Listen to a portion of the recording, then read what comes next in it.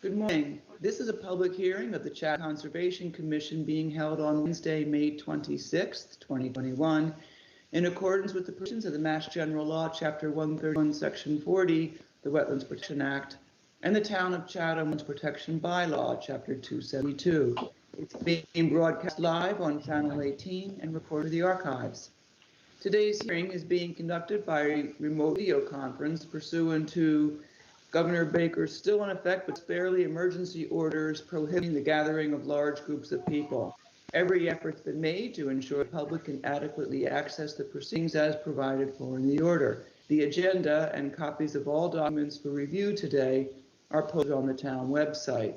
And to all participants on the platform, I ask if you are not a commission member to please mute yourselves and remain muted until it's time for you to speak. If you're on the phone, you mute yourself by pressing *6 and then again *6 to unmute. We'll be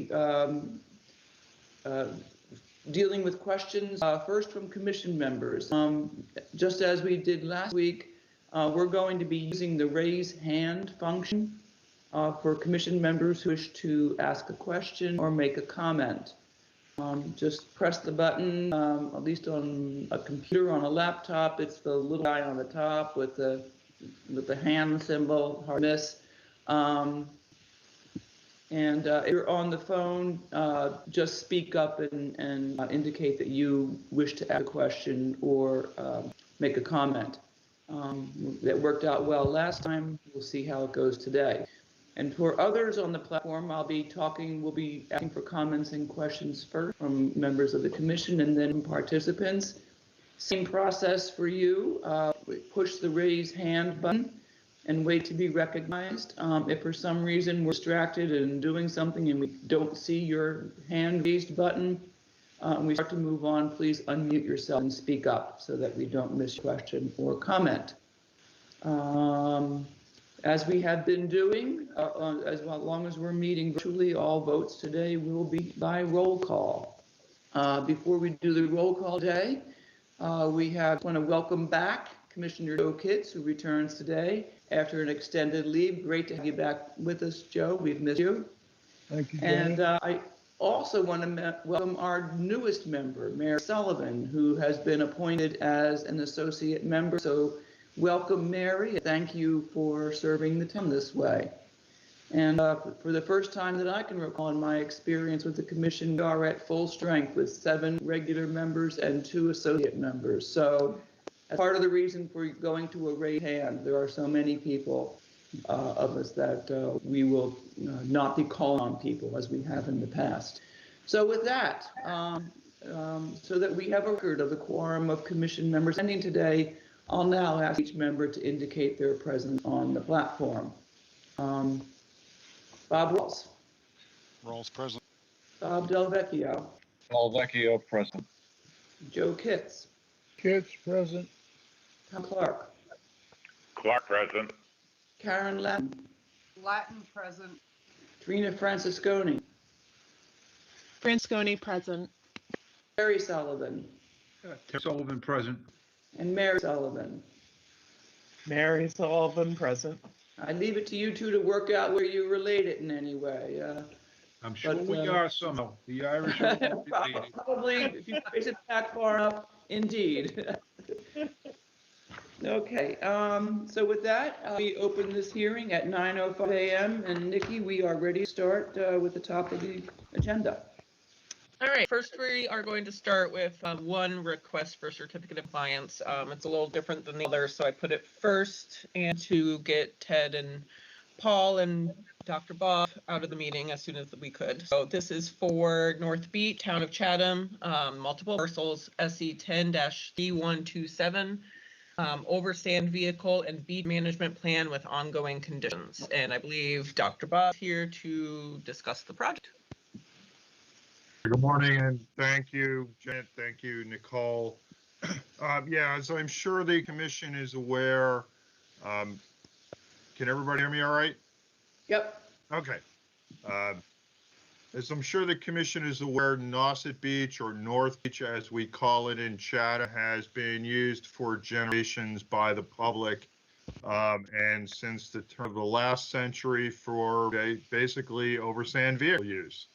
And at times you were able to drive all the way from Orleans all the way down off the southern tip of Monomoy Island. That has changed over the recent decades with the various breaches, and obviously the drivable portion of the beach is now much shorter than it used to be. Basically, when you come down from Orleans, get down about as far as, say, Minister's Point, and that's as far as you can go, because that's where we have the first inlet that interrupts your travels.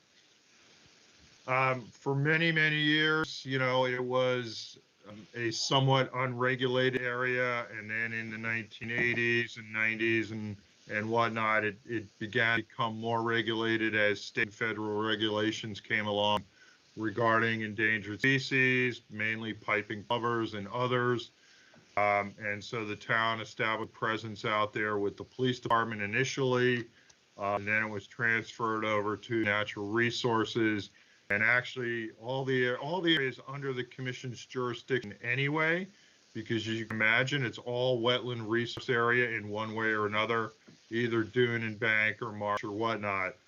But in addition to that, in the early 2000s, we transferred jurisdiction of that portion of the beach from the Park and Recreation Commission, who still managed North Beach Island, but we transferred jurisdiction of the part of the beach over to the Conservation Commission, and then subsequently the day-to-day management was transferred to the Natural Resource Department.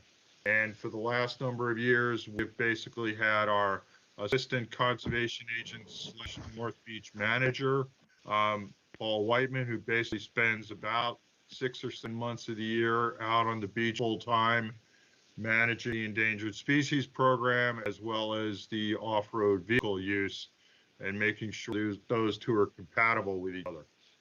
So back in 2016, in accordance with state regulations, the town received an order of conditions for the oversand vehicle use out on North Beach. And as part of that, we developed the North Beach Oversand Vehicle Management Plan. And part of that not only was for the order of conditions, but also at the time, the state was developing its statewide habitat conservation plan, which is a statewide program under the federal government's oversight, if you will, that basically manages all the endangered species and primarily piping plover throughout the Commonwealth. Under one umbrella program, it sets various guidelines. It sets ability of towns to ask for some changes to the way they do things to accommodate both the endangered birds as well as maintaining the off-road vehicle access. So we have that management plan. It was approved by the commission as part of the 2016 permit. But as you know, permits are only good for 3 years. So rather than coming back to the commission every, 3 years or so, or asking for an extension or a new permit, after guidance from DP, the decision was made to seek a certificate of compliance with an ongoing condition that the OSAN vehicle and beach management plan be an ongoing condition, because that plan basically sets out all parameters, the guidelines, the standards, we follow at the staff level for managing the beach. And it's based on the state guidelines for oversand vehicles and endangered species management, as well as the federal guidelines. Because ultimately those are the two things that we're responsible for meeting. And so, that's why a lot of it is references to those various plans and whatnot. So up on the screen right now, you have the area of jurisdiction, if you will, which basically runs the Orleans Chatham line down to the inlet. And as we all know, that has been changing over the last number of years as North Beach continues to expand further south. And you can see in the figure that's up there right now what it looked like in 2008. And that yellow line was basically where the end of the beach was in 2008. And then we've got 2014 and 2020 to show how the beach is continuing to expand further south. And we expect that to continue for decades to come as, it appears to be a 150-year cycle in that part of the barrier beach system. So ultimately, theoretically, North Beach will get all the way back down to somewhere in the vicinity of Monomoy. Again, we're about halfway through that 150-year cycle right now. So anyway, that's the reason why we request the certificate of compliance, to basically memorialize, if you will, in a regulatory scheme, the beach management plan, so that we can continue implementing that every year and continue to keep the beach open for sand vehicle access. And so with that, I'd be happy to answer any questions. We also have Ted Key on the line, as well as Paul Whiteman, who I believe is actually calling in from the beach. He's out there with the staff right now, because our piping plover numbers so far this year are ahead of where they've been in recent years. But, you know, they're always contingent upon weather and many other factors out on the beach that we can't control. So with that, happy to answer questions. Okay, thank you very much, Dr. Bob. So we all had access to the original 2016 order of conditions, as well as the beach management plan, which, as Dr. Bob just explained, will be an ongoing condition for the certificate of compliance that contains all the standards applicable to the North Beach area. One thing I was looking for, and I just maybe it didn't jump out at me, is what is the process for amending or making changes to that beach management plan? Actually, this year we made the first changes to it since the 2016 version. And we changed 2 items that I highlighted in the cover memo to the board. We basically adjusted the number of vehicles that we believe we can accommodate in the Chatham portion of the beach. And then we also removed any references to the town of Orleans having enforcement, not authority necessarily, but enforcement action on the Chatham portion, because that was part of the, and I neglected to mention, we do have an IMA, an intermunicipal agreement with Orleans, that governs the management of the beach, because obviously both towns, you know, manage that beach jointly.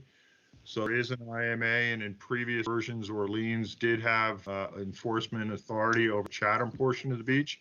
But in subsequent revisions to that IMA, we have taken that aspect out, and Chatham has resumed our enforcement authority, and we have a beach ranger down there, and primarily on the weekends and at night, to ensure compliance with some of the criteria. So in terms of any other changes going forward, we would recommend those at the staff level, and we basically, I think, bring those back to the commission for review and concurrence. But I don't anticipate any major changes. Okay, so our vote today will be to approve the issuance of the certificate of compliance and to approve the 2021 revision of the beach management plan. Yes. Is that right? Okay. All right. Questions? Raise your hands if anybody has any questions or comments. Don't see anyone. Yes, Terry, go ahead. I just got a couple of quick questions. Being one that's used to drive all the way to the end in the 80s, I'm just wondering, you said we've adjusted the number of vehicles. Is that up, down, or from last year? Yes and no. You know, in the past, we didn't have necessarily a specific set number. We have now put a number in there. But as you can see from the language, it's not an absolute number. You know, it's a variable number. It's kind of up to 250 based on the amount of space we have. That's how many vehicles we feel we can comfortably fit. You know, and that's going to change. That can change on a day-to-day basis depending on, you know, where the birds are and how much area we have to symbolically fence off and all. So it's fluid number, but it's, you know, our best estimate as to where we are right now today. Okay. And then just one of I understand changes a lot. Is there a willingness to increase the distance or accessibility if the beach keeps growing, coming down south, or are we kind of limiting it to where it fell back as far as it to the north? No, our intent is basically as the beach extends further south, we will continue to open, more area to oversand vehicle use within the guidelines, within all state, federal, and the beach management plan. So yeah, I mean, obviously, if beach suddenly, jumps and becomes a mile further south, we would open that consistent with the guidelines and the state and federal regulations. Great, thanks. Yeah, that's what Paul spends most of his time out on the beach doing, is trying to, walk that fine line between protecting the birds and, allowing public use in a way that both of them are compatible with each other. It's our intent. Okay, thanks. Bob Rolls, you have a hand up. Yeah, I just was wondering whether or not, Dr. Bob, there are any provisions for trash management. We have 250 vehicles and there's people on the beach in the summertime. I assume they're told pack it in, pack it out. And I assume that, I don't know, are there any, is any trash monitoring? Is there any beach trash pickup, or are there receptacles, signs, so forth? It is a carry in, carry out policy. The town of Orleans does maintain a couple of dumpsters up at the gate shack. So in other words, when you to get on the beach, you have to go through a gate shack in Orleans, right at the south end of the Nauset Beach parking lot. All the rules and regulations are posted there, as well as there's an air station to fill your tires back up when you come off the beach. And there's also a trash receptacle there where people can, when coming off the beach, they can put their trash in. I will tell you, having been out on the beach, many times over the years, 99.9% of the people abide by those rules and regulations. Very infrequently do we ever see, trash on the beach. More what we see, honestly, is stuff that floats up from the ocean, kind of thing. I think most people are very respectful. They know it's a critical resource area. And honestly, they know it's a privilege to be able to be out there. And so they do take very good care of it. As well as we also interact with the MBBA, the Mass Beach Association. And generally, at least once a year, there is a beach cleanup weekend where their members come down and out on the beach, kind of give it a cleaning from one end to the other. But again, a lot of that is primarily targeted to material that washes up, kind of over winter time. Generally, we don't have any major incidents with trash being left during the summer. Okay, well, that's good. I wish I could say about some of the other beaches that I walked in Chatham, but all right, thank you. Okay, are there any other questions or comments? All right, hearing none, is there then a motion to approve the certificate of compliance and 2021 revision to the beach management plan? Rawls so moved for both of those. Clark, same. Okay, roll call vote then for the beach certificate of compliance. Commissioner Rawls. Aye. Delvecchio. Aye. Kitts. Aye. Clark. Clark, aye. Latin. Aye. And Terry Sullivan. Aye. All right. And I vote aye. That is unanimously approved. Thank you. Thank you very much, everyone. All right, thank you. Thank you. All right, Nicole, ready to move on. All right. First, just real quick, I wanted to do kind of a public service announcement to have the engineers and other representatives stop submitting copies of the checks. Please submit your checks. Don't submit copies of them. You can't legally keep them in the file, keep ending up in our public area for people to view documents, and I don't think anyone wants their information out there. So we do not need to send them anymore. So that said, we will move on to the next one, which is an RDA a request for plan change for 23 Oyster Pond Lane. Anne Marie Wilkins, trustee, map 13E, parcel JB1, SE 10-3472. And this for a stairway. So the original plan was submitted without the new stairway. It is updating it, showing proposed steps. Good morning, Sean Riley, Coastal Engineering, representing the applicant. If I could share my screen. For some reason it's not allowing it. If you just want to show the plan, I can show that for you. I have up. Yeah, that's fine. Okay. I was just going to show some photos, but that's okay. To give an overview to the members that just joined the commission, may not have participated in the original filing. There was a drainage issue on the coastal bank. The coastal bank, some severe erosion. We come in, we've been working the last 8 weeks trying to lock down a contractor. As everybody knows, construction's crazy right now. We finally got a couple of proposals and got a contractor locked in. They're starting this week to remove the old stair and to make repairs to the bank before they go in and replace the stair. So we didn't have time in that the original filing to have a stair designed. So we're back with the stair design before you today. We anticipate starting work again this week to remove the old stair and to repair the bank and the drainage structure that caused the original erosion this week.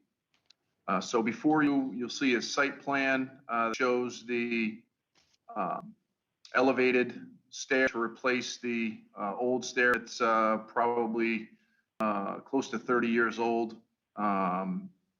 It was in need of replacement before the bank erosion occurred. So we're here before you for this elevated stair, and I've got Charlie Agro from Coastal Engineering is on call as well. If you have any questions about the stair design or how it's to be constructed. So with that, I'll open it up to any questions you may have. Okay, thank you, Sean. Questions?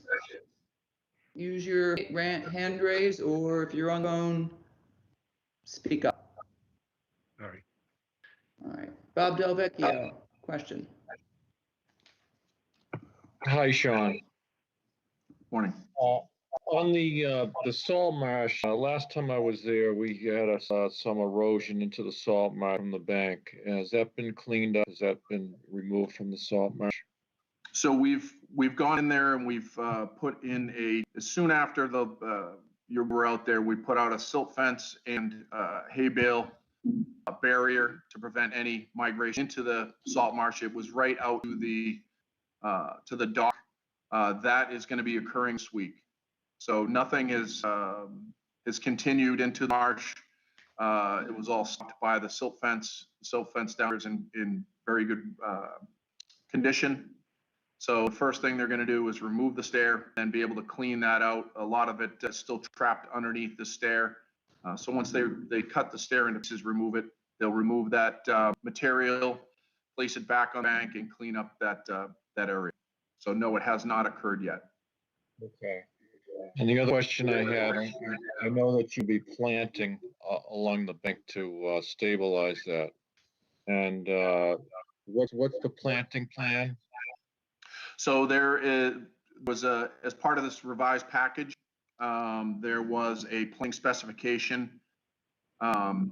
So if you take a look in the packet, you'll see the types of plants that they're very similar to everything that was planted on the bank as part of the restoration that Wilson did several years ago. It's the same types of plants. Initially, we're going to go in and blanket and seed it to get some immediate growth and stabilization. And then they'll come back and plant it with those plants that are common to the bank that were part of that original restoration plan, once I removed all the invasives from that older project. So the same type of plant community. Okay, that's all I had. Thank you. Okay, thanks, Bob. Terry, question? I just got a question. Is it within our purview to request that the dock not be lighted?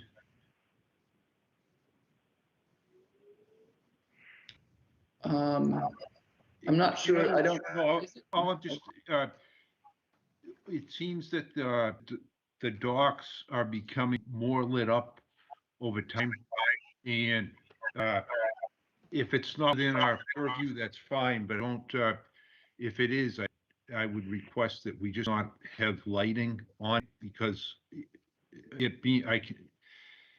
the coast, if you're on the coast becomes electrified throughout the winter with automatic lights, etc. Yeah, and it changes the sense of the area. But I Yeah. don't know if we're allowed to do that or not. It's my we've question. come across the question of lighting in connection with lighting footpaths that come automatically at night. And I think where we landed on that is a acknowledgement that our authority extends to wildlife habitat. Okay. And so once we get into that, it's more of a zoning issue. Which reminds me, Sean, do you guys have to go to the zoning board for these stairs? Yes, we do. Have you filed yet? Not yet. So yeah, the answer is we don't appear to have that authority. Okay. Although There are some towns that do say that there's no lighting on docks. yeah, I mean, that would need a bylaw change, I think, to amend the bylaws to give us that specific ability to say, or just for the town in a general bylaws to prohibit any lighting on docks. I think the one I'm most familiar with is Brewster, who says it because lighting can attract wildlife, just like in the coast of Florida, where they say you can have your lights on because it makes the sea turtles go towards you instead of the Right. moon and the water. Yeah. So in that way, it would be a purview, but not as far as aesthetics or Yeah. not wanting them to be on and off in the winter when no one's there. Yeah, unnecessary. We'll look into that again because it is a continuing issue. Is that it, Terry? Anything else? Okay, Yeah. Bob Rawls? Yeah, I think I brought this up with the previous application. On the coastal bank is what is labeled a pool fence. Is a chain link fence. It's down near the bottom of the coastal bank. And I raised questions about that before. I'm raising them again here. What is that chain link fence doing down there? And what is its function? And is there any justification for keeping there? A great question. And we looked into the history of the fence. The fence precedes the current owner's knowledge of when it was installed, which was back in early 2000. The pool is over 30 years old. There was a pool fence required for safety around the pool. That is where it was installed. I met with Nikki on site. She expressed her concerns and her desire to have it, if it's going to be replaced, to have it replaced within the pool area. So I would suggest that at this time, where we're just trying to remove the stair for safety, the stair itself won't be replaced until this fall. They've made a decision because of the lack of interest and availability of site contractors at this point, to hold off and try to get someone lined up for the fall to install the stairs. But as far as safety and the degradation of the bank, we're looking to, again, get that old stair out, get the bank repaired, and get everything buttoned up and growing back to stabilize that bank before we come back in the fall. What that's going to is it's going to leave a gap between the two fence points, which tied into the old stair and ramp system. And so what I'd suggest is that we just put in a temporary connection point between the opening and the two fences, and then have to come back for a final approval of where that fence location would be before we start the installation. That could be a condition before the installation of the new stair, that we work out the location, the final location of fence. Also, we're doing there's been a little bit of slumping around the outside of the pool, so we're doing structural investigation of the stability of the pool. So not saying that we're going to, but there may be the potential for the pool to be replaced, smaller, further away from the coastal bank. So if that's the case, we may go with an auto cover, which would also take the necessity for that fence. I'm not sure if Nikki had a discussion with the building commissioner about the slope of the coastal bank, the steep of the coastal bank actually acting as a barrier for egress into the pool area, and whether or not we could eliminate that fence altogether. So there's a bunch of things going on since your previous discussion about that fence and your inquiry that we're looking into. So at this point, we wouldn't be looking for a final approval of any fence or any fence replacement, just a temporary A to B connection of just a wire fat fence to serve as a barrier until we get some direction from building commissioner and where the pool is going. If that makes sense.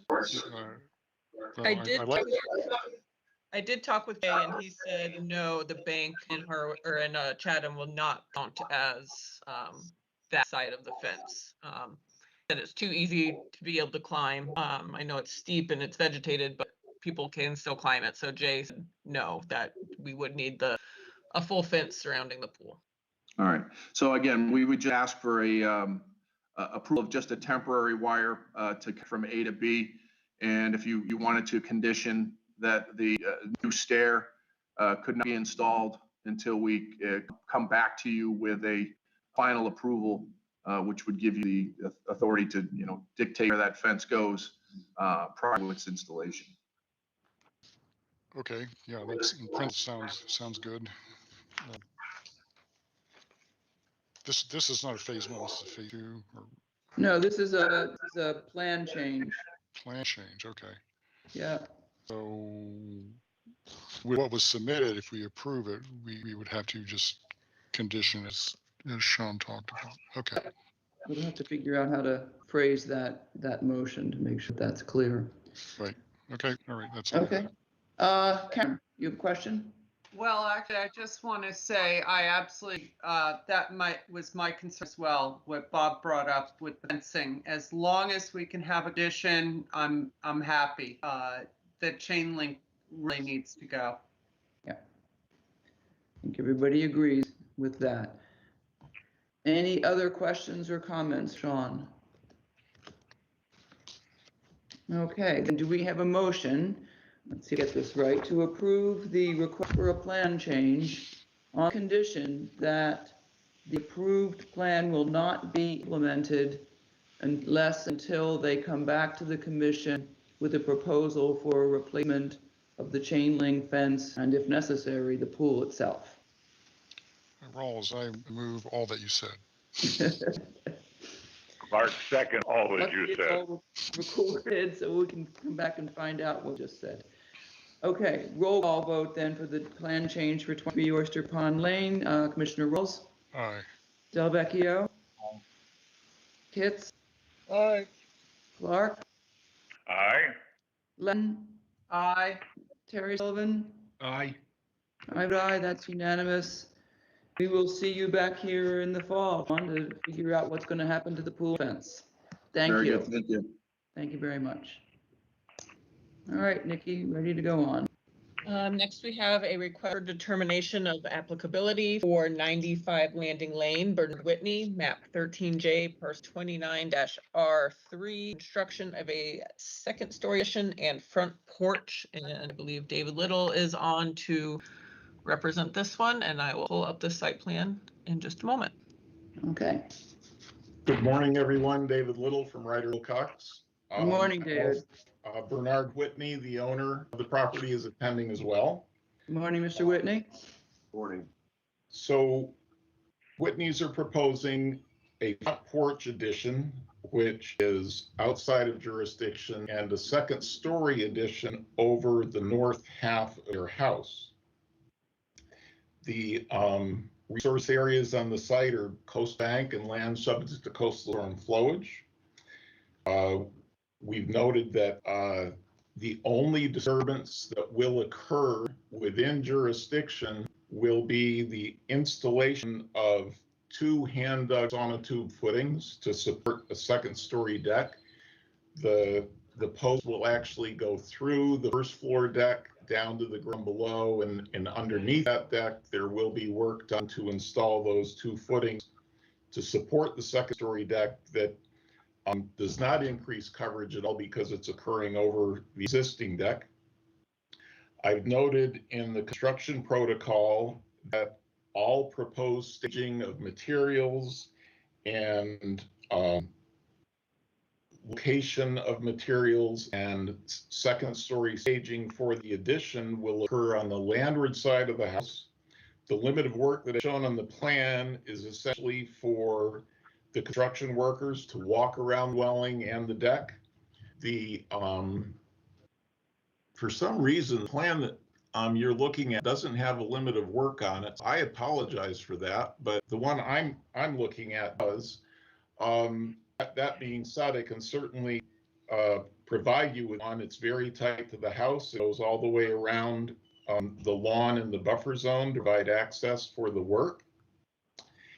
And we added our standard construction notes regarding the installation of a fabric silt fence, gutters and downspouts connected to dry wells or stone at the roof drip line will be utilized, and any further work would have to come back before the commission. So we're hopeful that this could be approved as an RDA, as the only work that will occur within jurisdiction is workers standing on ladders for the proposed work. The property itself, it is a Cape Cod lawn. They don't use fertilizers here. It's gently sloping down toward the bank, and there is no erosion on the site. So that being said, Madam Chair, I'll open myself up to questions. Okay, thank you very much, David. So the second story addition and deck overhangs the existing deck on the ground level, correct? That's correct. So when sonotubes, there's 2 sonotubes to support that upper story deck. Does the lower deck have to be removed in order to install those sonotubes? No, they simply need to remove some a few deck boards and then replace them afterwards around the posts. And I show that it's difficult to see, but you can see 2 boxes with X's in them at the cedar corners of the second story deck. That's the location of the 2 posts. Okay. And the bay window exists. That's not new. Right. That's an existing bay window, just the second story deck that is new. Okay. And then the front porch is beyond the 100-foot line. That's correct. Okay. Okay. And do you have to go to zoning for approval for this? We do. We're hopeful that we get approval for this today. And obviously, I can, if you trust me, I'll provide Nikki with a revised site plan with a limit of work on it. I'm not sure why this plan doesn't have it. I apologize for that. Okay. David, the ones I have in the file do have the limit of work. So this is the emailed one. But the ones I have do have the limit of work, and it's for everyone to see. It's about here-ish. Yeah. Which I have no problem with where it is. That looks about right, Nikki. When we walked the site, it's very tight in. Okay. Questions or comments from commission members?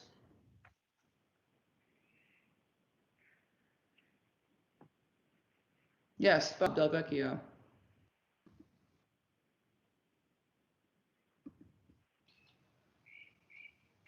You're muted, Bob. You need to unmute. Sorry. Okay. But I just have one question. On the construction notes, it says that all disturbed areas will be revegetated. How will they be revegetated?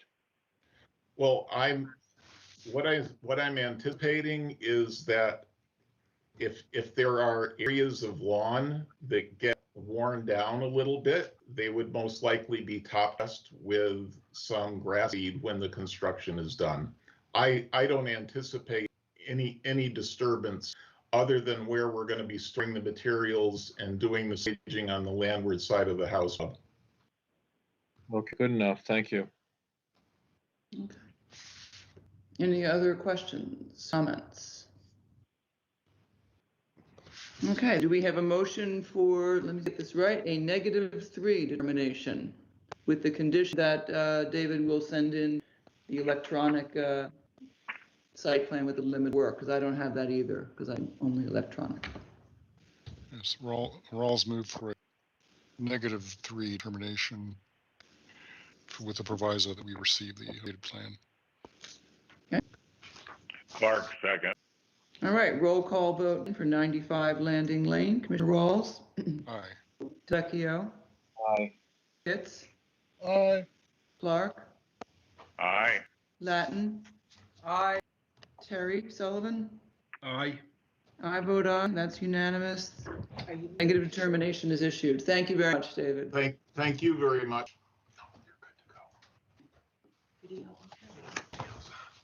All right, Nikki. All right, we have a request to amend an order of conditions, 41 Locust Lane, Jonathan and Alicia Downs, map 15, parcel 53, SE 10-3407, modifications to pool and hardscape. And as you can see, Stephanie Sequin just stepped in David's spot for her presentation. And again, Stephanie, I can share it, but you submitted about 3 or 4 different things. So if you want to let me know what you want shown at any given time, free. Okay, all right, that would be great, thank you. Good morning, Stephanie Sequin with Roder and Wilcox, representing John and Alicia Downs. We made a quick change. The seat is still warm from David sitting here. So this project is at 41 Locust Lane, and just about a year ago, June 2020, you issued an order of conditions to allow the removal of the existing dwelling, construction of a new dwelling, and construction of an in-ground swimming pool with patio and retaining walls and other various hardscaping. The approved plan allowed for an additional 359 square feet of building and deck within the 50 to 100 foot buffer, and an additional 1,833 square feet of hardscaping for a total of 2,102 square feet coverage within the 50 to 100 foot buffer.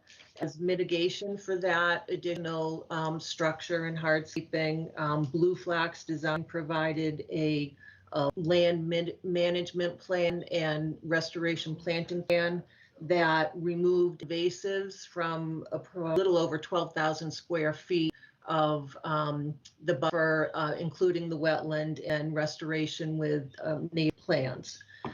Since that time, the construction has started. The original house has been removed. The new house is being framed. The Downs have been working with Michael Kuradasi, a landscape designer, to come up with a more detailed landscape plan, and in particular, coming up with modifications to the proposed pool and patio layout.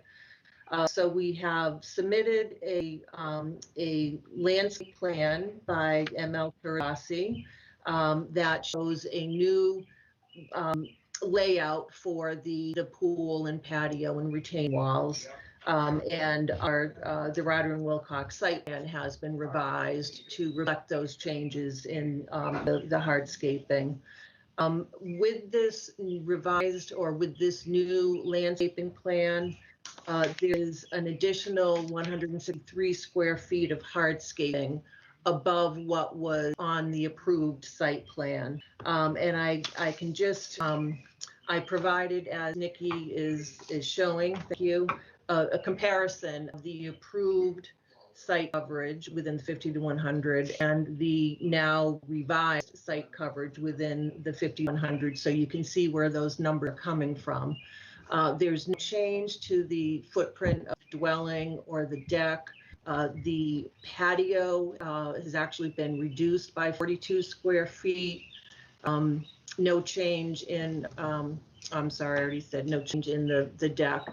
The increase is coming from the retaining walls, an additional 108 square feet.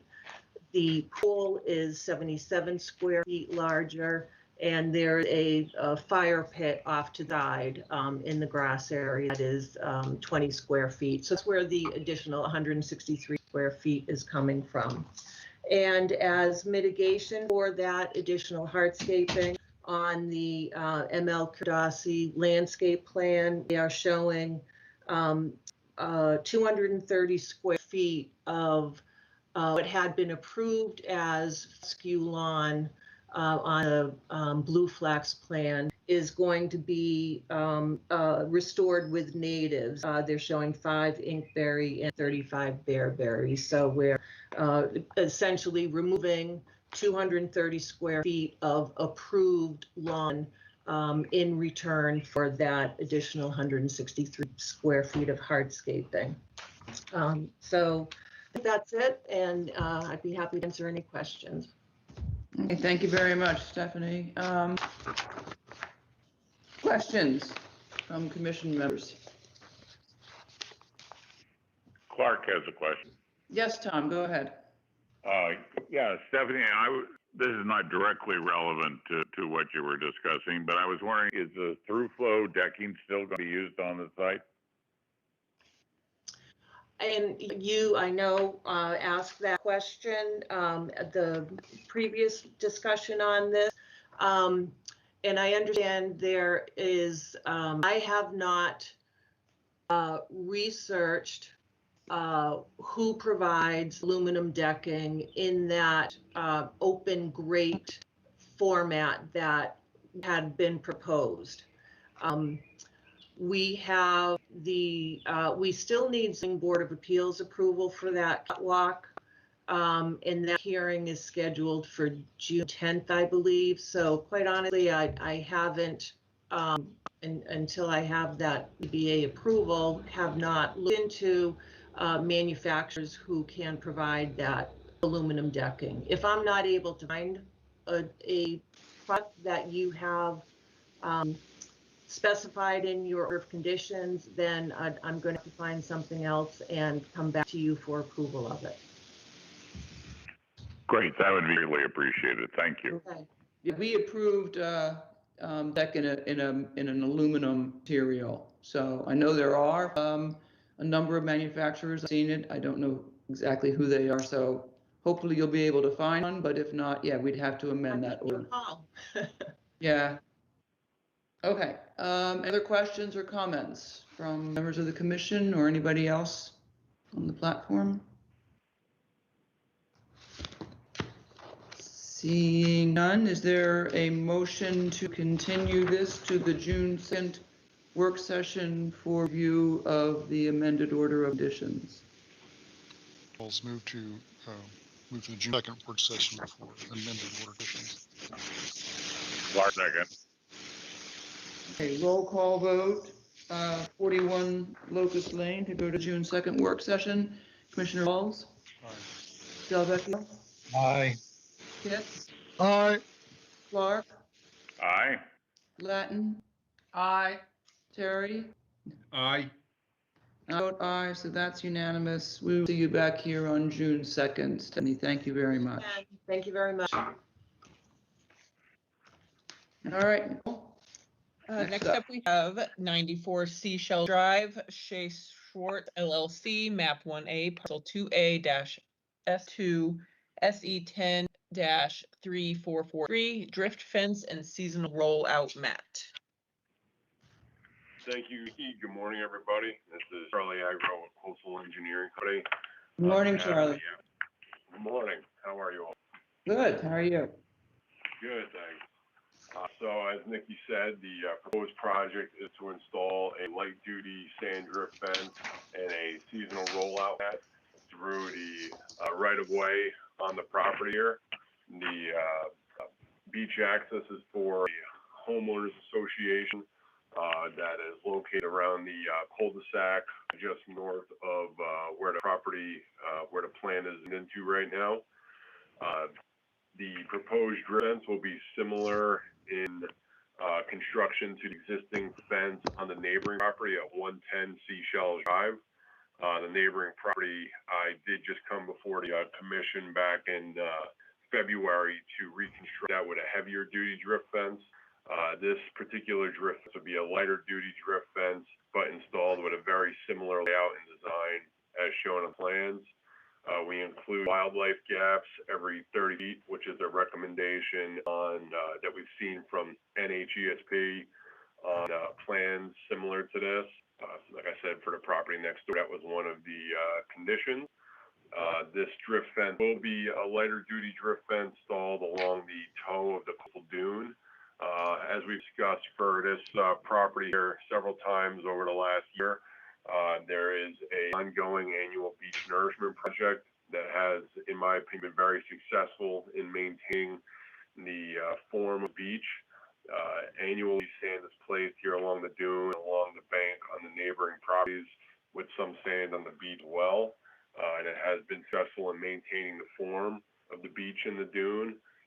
The aspect of drift fence here would further enhance the coastal dune by trapping wind-blown sand, which would increase the volume of the coastal dune, which would serve as potential nourishment for the beach and adjacent beaches during the winter months as well.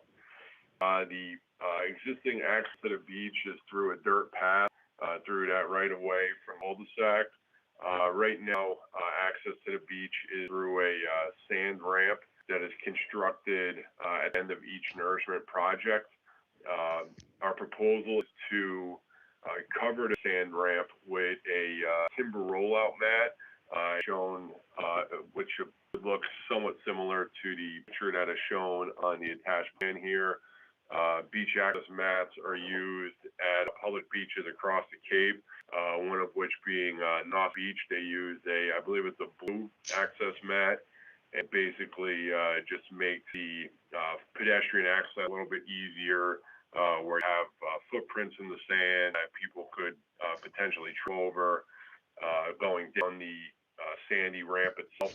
So this would just make the access a little bit safer, and it would also not have adverse impact to the beach or the dune itself, because it would be removed seasonally, and it would be able to move and take shape as the beach and dune erode beneath it. At this point, if there's any questions, I'd be happy to address them. Okay, thank you, Charlie.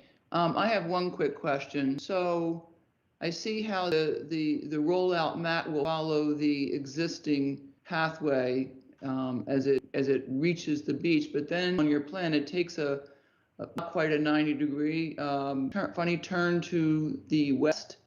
What is the reasoning behind that design? So the reason behind that is when they construct the sandy ramp on the beach, it's just so that they don't have to cut into the dune itself.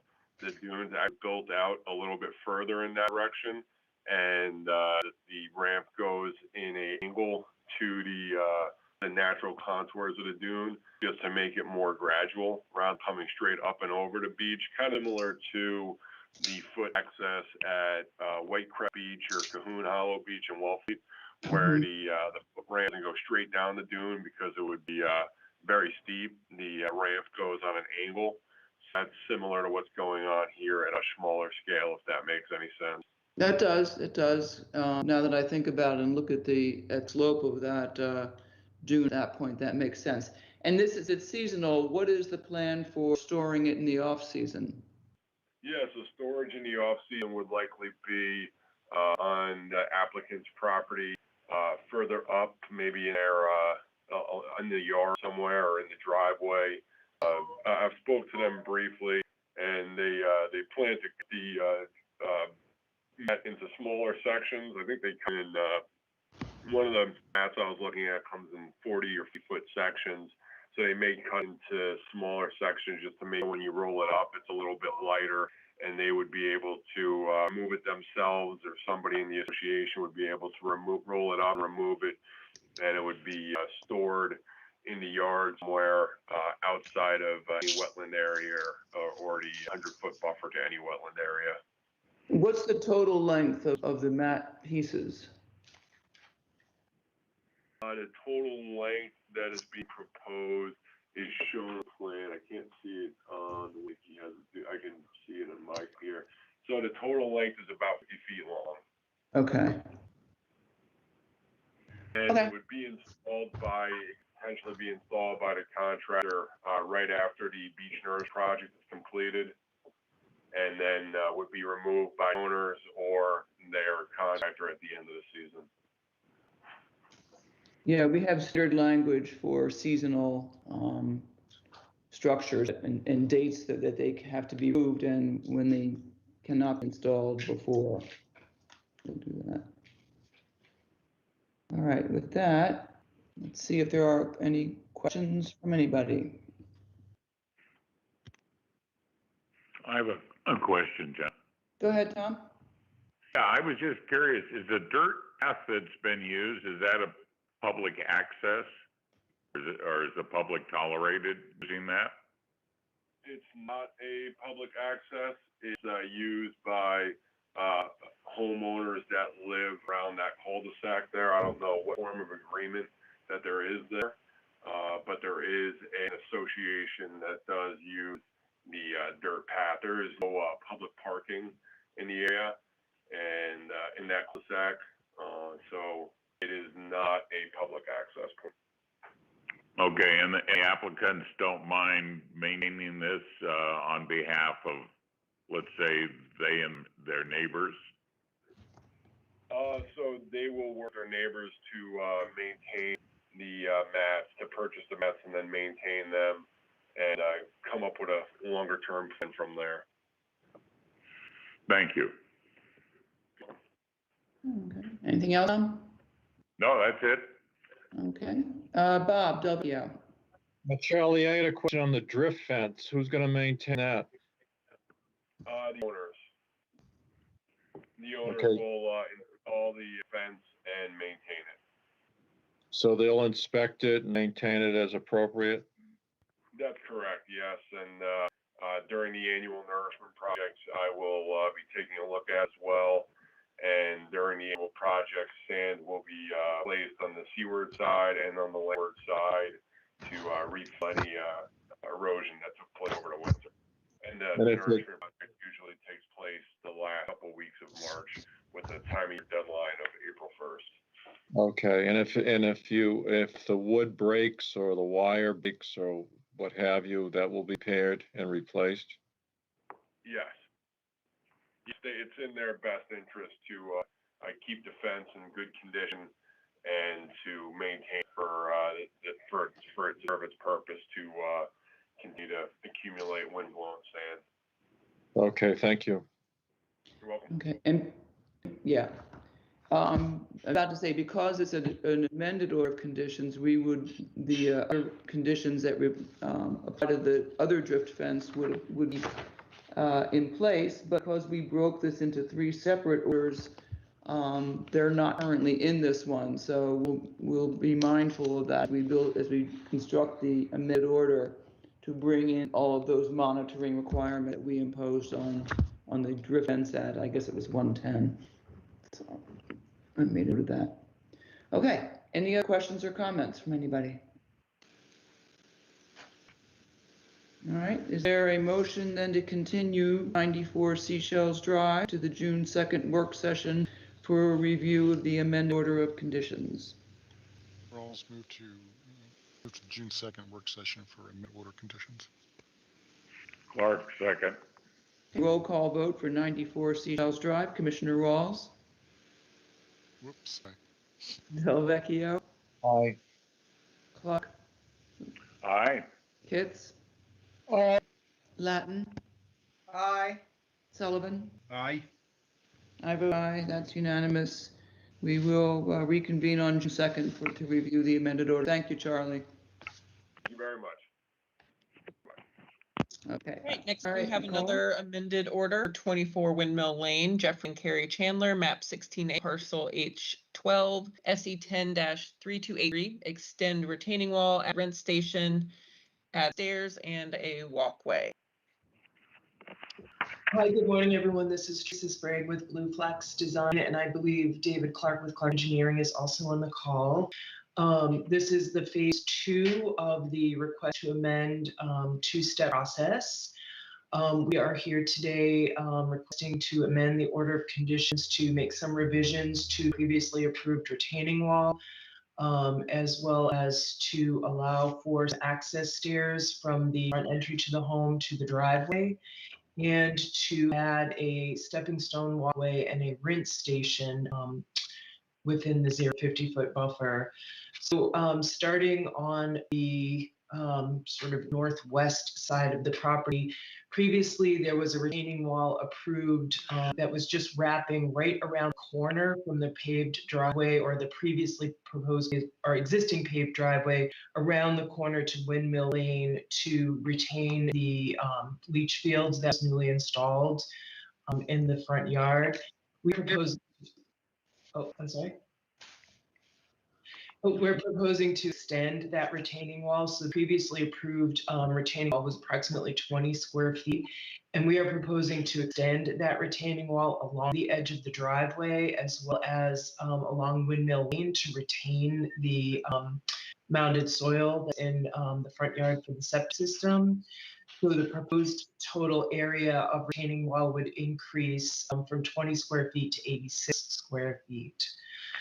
In addition to that, with the extension of that retaining wall along the driveway, we are proposing access stairs so that the property owners can safely get up and down from the driveway up to their front entry level. You're muted, right? You're muted? No. Sorry, Teresa, everyone stay muted. Not you two. Okay, did you see my text? Okay. Okay, all right. You'll read it. What's that? No, I'm okay, I'm okay. I'm gonna stay on until, because we're almost there.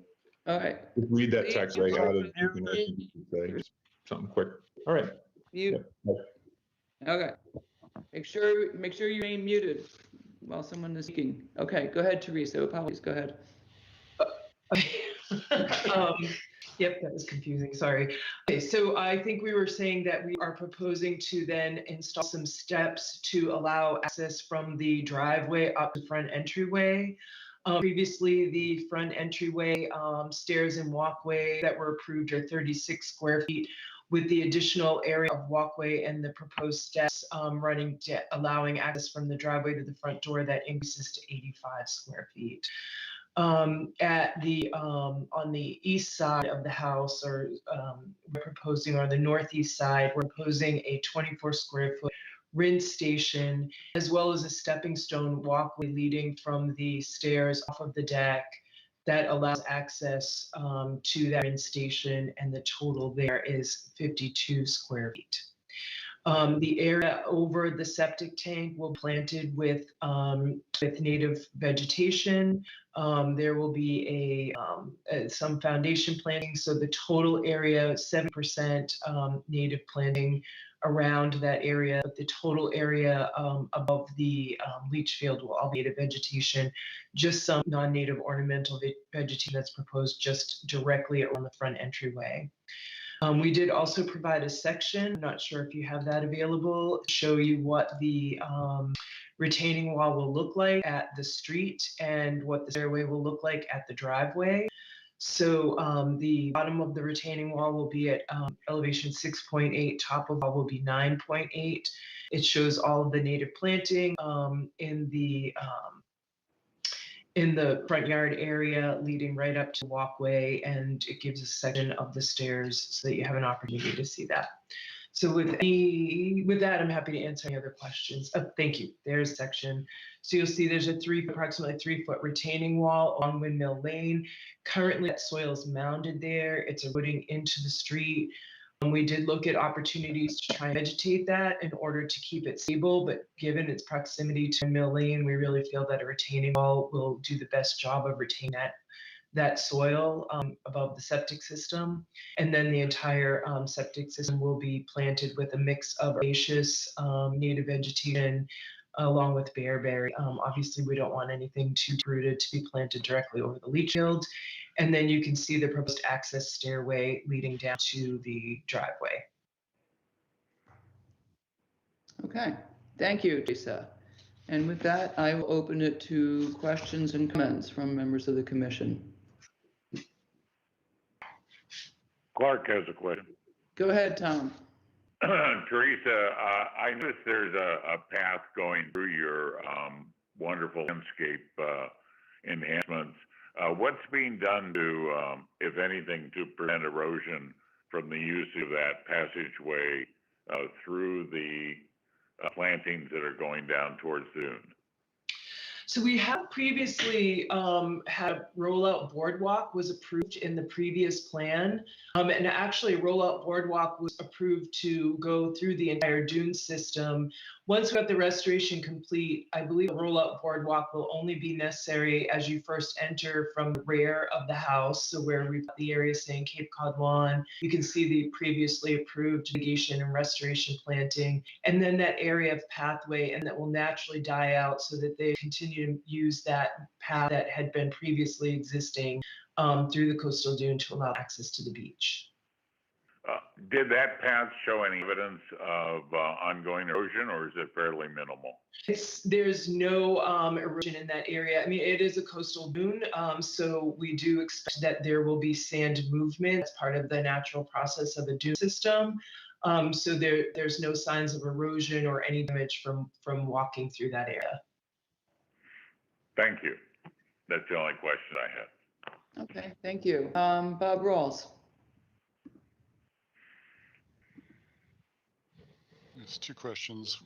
One, the digital copy of the landscape plan, I guess, has a, you're showing it right there. I don't see that the 50-foot line, the foot line are labeled. I'm going to assume that the red line is the 50 line. That is correct. And I see that the red line is the 50-foot line, the blue line is the 100-foot line from the coastal dune, and the green line that's kind of hidden underneath our restoration and mitigation planting is the edge of coastal dune. Right. So the green lawn area is labeled as 70% native species, including the area within the no disturb zone, correct? So the green, yes. So Cape Cod lawn, rescue lawn had previously been approved for the area within the 50-foot buffer. What we're proposing, the area shown in green is going to be native vegetation, and then we are proposing just a regular fescue Cape Cod lawn path that allows access around and along the south side of the house just for maintenance and access and circulation. Right, but I gather that foundation plants next to the house within the no disturb zone are going to be 70% native species according to your plan.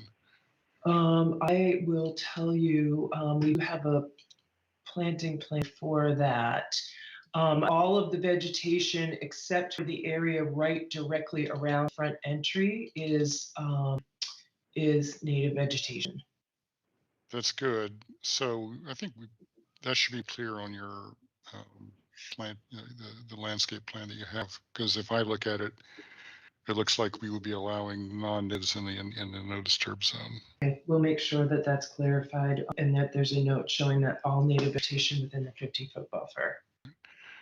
Then my other question is, and I can't remember if we went over this before, this rinse station, quibbling with the recent emergence of that phrase rinse station.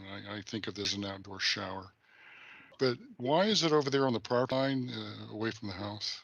So basically, we looked at several options for the location of the rinse station up against the house, specifically on the east side of the house and on the north side of the house. If you were able to go out and saw the construction of the house, there's several large windows directly above the rinse station. So there's windows wrapped in both of those areas. So that's what kind of pushed us in the direction of having a rinse station somewhat away from the house. It's just simply and purely privacy versus having it directly up against the house where there was no opportunity to provide for privacy without creating a major structure. And they really were looking for a very simple rinse station. Right. Well, I guess on the whole, so by putting it over there, you have had also those stepping stones. And of course, all of this is occurring within a disturb zone. It just doesn't seem entirely necessary to me. It would appear that this outdoor shower, I'll call it that, it could be located at the NDZ to the side of the house, either side of the house.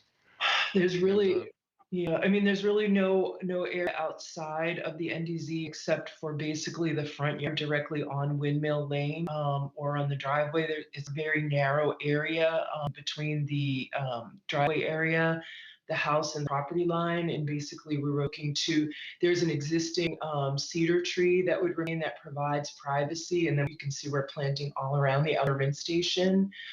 We are proposing plantings within the 100-foot buffer along that northern property line. The trees there that are proposed are, oops, forgive me. Oh, I'm sorry, they are existing trees, I believe, along that area. So there's really no space to provide a rinse station in the front yard. Well, I was talking about, you're saying on either side of the dwelling, there are no potential locations for the rinse station. Right. Well, within the, exactly. So again, looking at that red line, which is a 50-foot buffer line, there's no to provide a rinse station with good access and then some opportunity for some privacy. With outside the 100-foot buffer line, or sorry, outside of the 50-foot or between the 50-foot and the 100-foot buffer, the 100-foot buffer runs through Windmill Lane. That's basically, their front yard space. So really public space. Well, yeah, I wouldn't think it's enough when I'm the mill lane, the road side of the house, sure. But it just seems like the place to shoehorn it in. And the reason I'm concerned about it, I already mentioned, because we're also adding the stepping stones, but also, we call it now a rinse station. It's being called a rinse station. And the implication is that we know soaps and shampoos and so forth will be used in it. But there's a way to police that, and we have evidence that they're not being used in that in the way that we mean when we say a rinse station in many cases. I'm not saying that will be the case here, but there's just no way to enforce it. So if the chemicals are being used, you have it in the NDZ, and there's no drainage for it. It simply goes into soil and it's right there in the NDZ. So anyway, I think it's bad practice, and it's something that we should, as a commission, not in favor of. So that's my comment.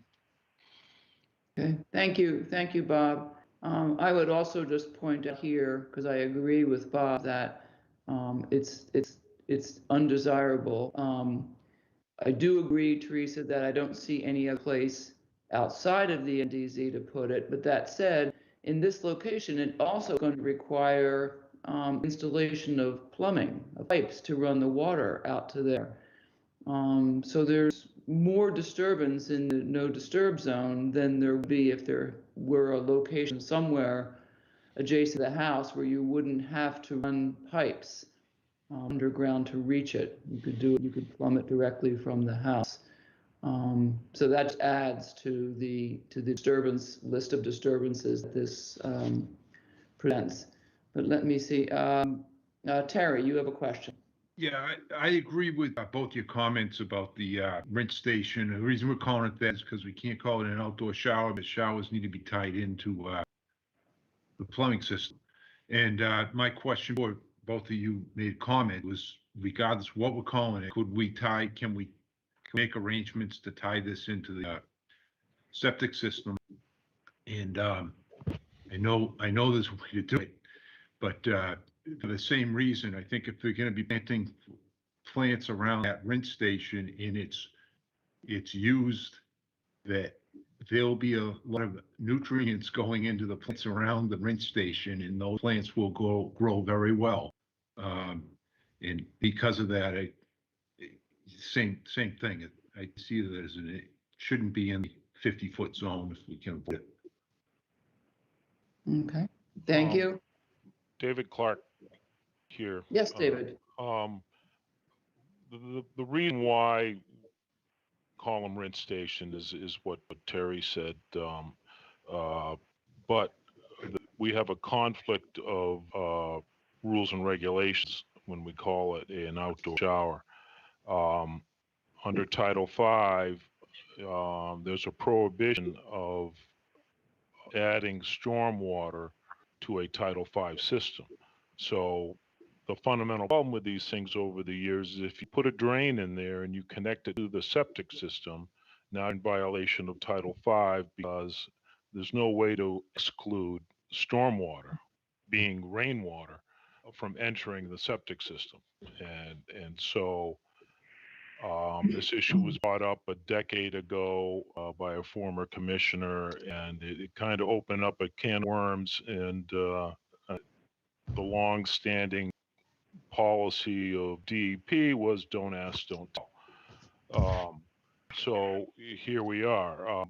But fundamentally, there's no difference from an outdoor shower draining onto the ground or being tied into a standard Title V system. A standard Title V system really offers no treatment other than filtering of suspended solid. So one way or the other, the water from an outdoor shower is going to basically enter groundwater untreated. From an environmental point of view, it really isn't the end of the world because you typically in rinse station outdoor shower, you don't have the pathogen associated with a typical septic system. It's basically soaps, and that's basically it. So I think that's part of the reason why DEP didn't really pursue a Barnstable County-wide mandate to get rid of outdoor showers. Because I don't think they thought it was a big deal. That's my only comment. Okay, thank you for that clarification. Joe, you had your hand up. Did you have some question that you wanted to ask? No, my comments have been covered. Thank you very much. Okay, thank you.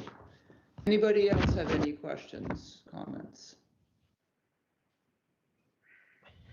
Okay, well, I'm not sure. Oh, it looks like Bob Del Vecchio had a comment. Oh, I'm sorry. There you are, Bob. Missed that. Thank you. Just an afterthought. What about putting a top over the rinse station and locating it next to the house for privacy concerns? We certainly explored that option with the property owners, and basically, for any of us who have ever used an outdoor rinse station, it's mainly, again, near the path coming up from the beach, allows them an opportunity to rinse off, out the beach, regardless of whether or not they're going to use soap when they rinse off. And so we wanted to locate it in an area where it could still be open. So again, but provide some semblance of privacy without creating basically an indoor shower outside. And that was their goal. That was our goal in locating it. We did explore several options of putting the shower up against the house, particularly on the, my apologies, on the, got 15 different plans in here. On the north side of the house, we looked at several different locations along the north side of the house and along the east side of the house. And really, there were no good options for providing what the property owners were trying to achieve by putting just a quick outdoor rinse station near their pathway to the beach. Okay, thanks. Okay, thank you. I see some Kathy has a hand up with a question or a comment. Hi there, good morning. Actually, my name's Stuart Dedrick, and we are the property owners at 121 Moore Island Road. We back up to the Chandler property. So the view out our back, all of our windows and our deck is directly of their house and of the proposed retaining wall. This is more a question for Teresa. I wasn't provided with the secondary view that you showed. I only have an overhead view. So my question is, what will the wall be constructed of? Will it be faced with that is directly in line with my view? So the wall is going to be a block wall with a veneer, a granite veneer. The material specifically that we're looking at for the granite veneer is called, forgive me, I have to pull this up. It's North Mountain granite is the preferred material, the property owner's preferred material. It's a very light colored granite veneer. Okay, the view that you're showing, I don't quite know. Is this the side view or the front It view? is. So if you're standing, this is if you're staying in the driveway, you're looking see. at the steps that go up to the front door. And if you look all the way to the right, you see 9.8 top of wall, 6.8 bottom of wall, 3 feet, and you see Windmill Lane. Yeah. Yeah, that's Okay, so you don't actually have a front view that I would be looking at. You have this side view that's kind of showing the it will stair. be very similar to what you're looking at in the side view, except it'll be slightly lower. You can see the top of wall at the stairway is at 10.2, and the top wall at the roadway will be at 9.8. So it will be slightly lower, but basically it will be similar to what you're looking at in this section. Okay, so what I will be looking at facing will be basically a 3-foot-high wall from the driveway all the way to the end of the property, faced in the same material with no stairs, correct? That's correct, and with native planting from the very top of the wall, you'll see that there's some bearberry that's going to be planted at the very top of the wall that would have an opportunity to drape over that wall to cover that a little bit with native vegetation, and then there'll be native grasses and wildflowers planted directly over the septic, the leach field, right up to the walkway. Okay, I'd like to go on record and just have it basically on the notes that although we do happy with the vegetation and the plantings, the selection, and obviously that fitting with the beach vibe and character down here on Little Beach Road, I would to go on record as opposing and feeling that the materials and the construction of the wall fit the neighborhood. So please note that. Okay, Mr. Noted. Teresa, do you have to go to the zoning board, and if so, for which elements? Does that include the wall? So that's a little unclear. Maybe David can speak to that. I did receive a message from Sarah Clark, although she mentioned needing to go to ZBA for a fence, but we are not proposing a fence anywhere in this plan. So maybe David can speak to that. Yeah, I saw Sarah's letter and I don't understand what she is inferring. A set of stairs already approved by zoning board of appeals. She did not mention the wall, and under the zone bylaw, retaining walls that are required for upgrade septic system are specifically exempt from setback requirement. Oh, So I don't foresee a reason that we need to go to ZBA. I'm going to get in contact with Sarah after the meeting and find out or clarify her position. Okay. Is the rinse station subject to any setback requirements?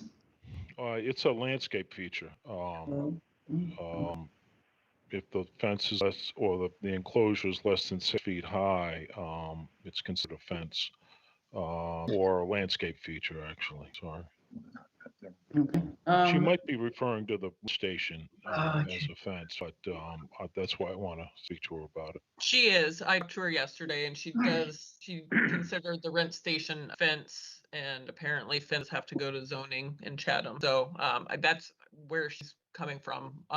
Again, I don't know the zoning bylaw that well, but that it should mention that a rent station is basically considered a fence. Yeah, it's a fence in the conservancy district in the floodplain. So that's the issue. It's in the floodplain, not the proximity to the property line. Okay. So, but they're not going to be considering the retaining wall. That's not part of what their view. She didn't mention that to me yesterday. Okay. Just want to check on that to see Mr. Dietrich has another opportunity to appear before a hearing. All right. Well, I see one more hand up. Is that Karen? Yes, Karen, go ahead. In looking at the plans, and I have concerns as well as many about this rent station, is there any way it could be put can almost like with the deck? That would be it appears to be a little bit away from the the home and so then like to the right, the steps going up to the deck, and then you wouldn't need all the stone. It wouldn't be at least out at the property line and need plumbing to go out there. I don't know if that's possible or what, but it seems like it could be a solution. We did look at that option, and the problem is there's a large bank of windows on the house directly to the right of that deck, so that it doesn't allow space for a rinse station in that area. So there's a number of windows that run along the, I'm sorry, I'm looking at some photographs. We did stake out the rinse station area. I don't know if the commissioners had an opportunity to go out and see that. We did stake out, but if you're looking on the east side of the house, basically just to the north of that wall that you're seeing that's facing east, that's a large bank of windows completely along that wall. Yes, thank you. So that's why we are not proposing it directly in that area. What about on the northeast side? And then there are windows exactly on the northeast side. That was our next option. Yes. Yeah, we didn't come to the conclusion of proposing this rinse station in this area without having thoroughly examined all other options for putting in a rinse station that, is just a very simple, as David pointed out, has a wall around it just to provide a little bit of privacy, no higher than 6 feet. This is really meant to be, the property owners' goals are meant to just have a very simple rinse station. It's a 24 square foot total area. They're not looking for outdoor changing spaces and luxury, spa options here. They're just looking for an opportunity to rinse off when they come back from the beach. Well, then has any consideration been given to not really having it look like a shower area with a 6 foot and having something that, a handheld, when you leave beaches and they've got that area where you can rinse off your feet and they've got a little handheld that you rinse yourself off and then you go in your house or go in your car. That would, then that could be placed anywhere. Right. I think they're just trying to find some semblance of a little bit of privacy, so that if they chose to rinse the sand out of their swimsuit when they came back, it is a fairly, as the a butter who just woke up, it's a very well developed area. There are a lot of houses surrounding it. And so they're, again, just trying to find some very simple, I'm sure we all here who live here on Cape Cod have a rinse station, and, have some, whether it's ornate or simple. And this is just expected to be a very simple place for someone to rinse the sand out of swimsuit and walk through to the deck without having their feet pulling dirt and sand to the house when they walk to it. Okay, thank you. All right, any other questions or comments? Clark has a comment. Tom, go ahead. I'm persuaded by my fellow commissioners about the lack of desirability. So I agree, it's an outdoor shower, though I recognize that there's zoning implications from that. Perhaps at least until we develop a uniform standard for this, we could just simply say no soaps, no surfactants, no detergents, and that would prevent the use of the usual. Theoretically, I mean, I doubt if it would be obeyed, to be perfectly honest, but it would be a way of trying to stake it out and say, yeah, rinse your body off with some water and that's it. Yeah, there you go. We do have standard language that we're using when we have a rinse station proposed, which says exactly that, no chemical. But as Bob pointed out, and you just alluded to, the devil is in enforcement of those sorts of things. You can say what you want, but unless you're prepared to send a drone over the top of while somebody is showering, I don't know how you can enforce that, which is really part of the problem, and I struggle with these. If it was just cold water and no hot water was allowed, that would probably do it, maybe, because then you wouldn't have people tempted to lather up and spend a good long time in there. And get all the chemicals straight into the groundwater.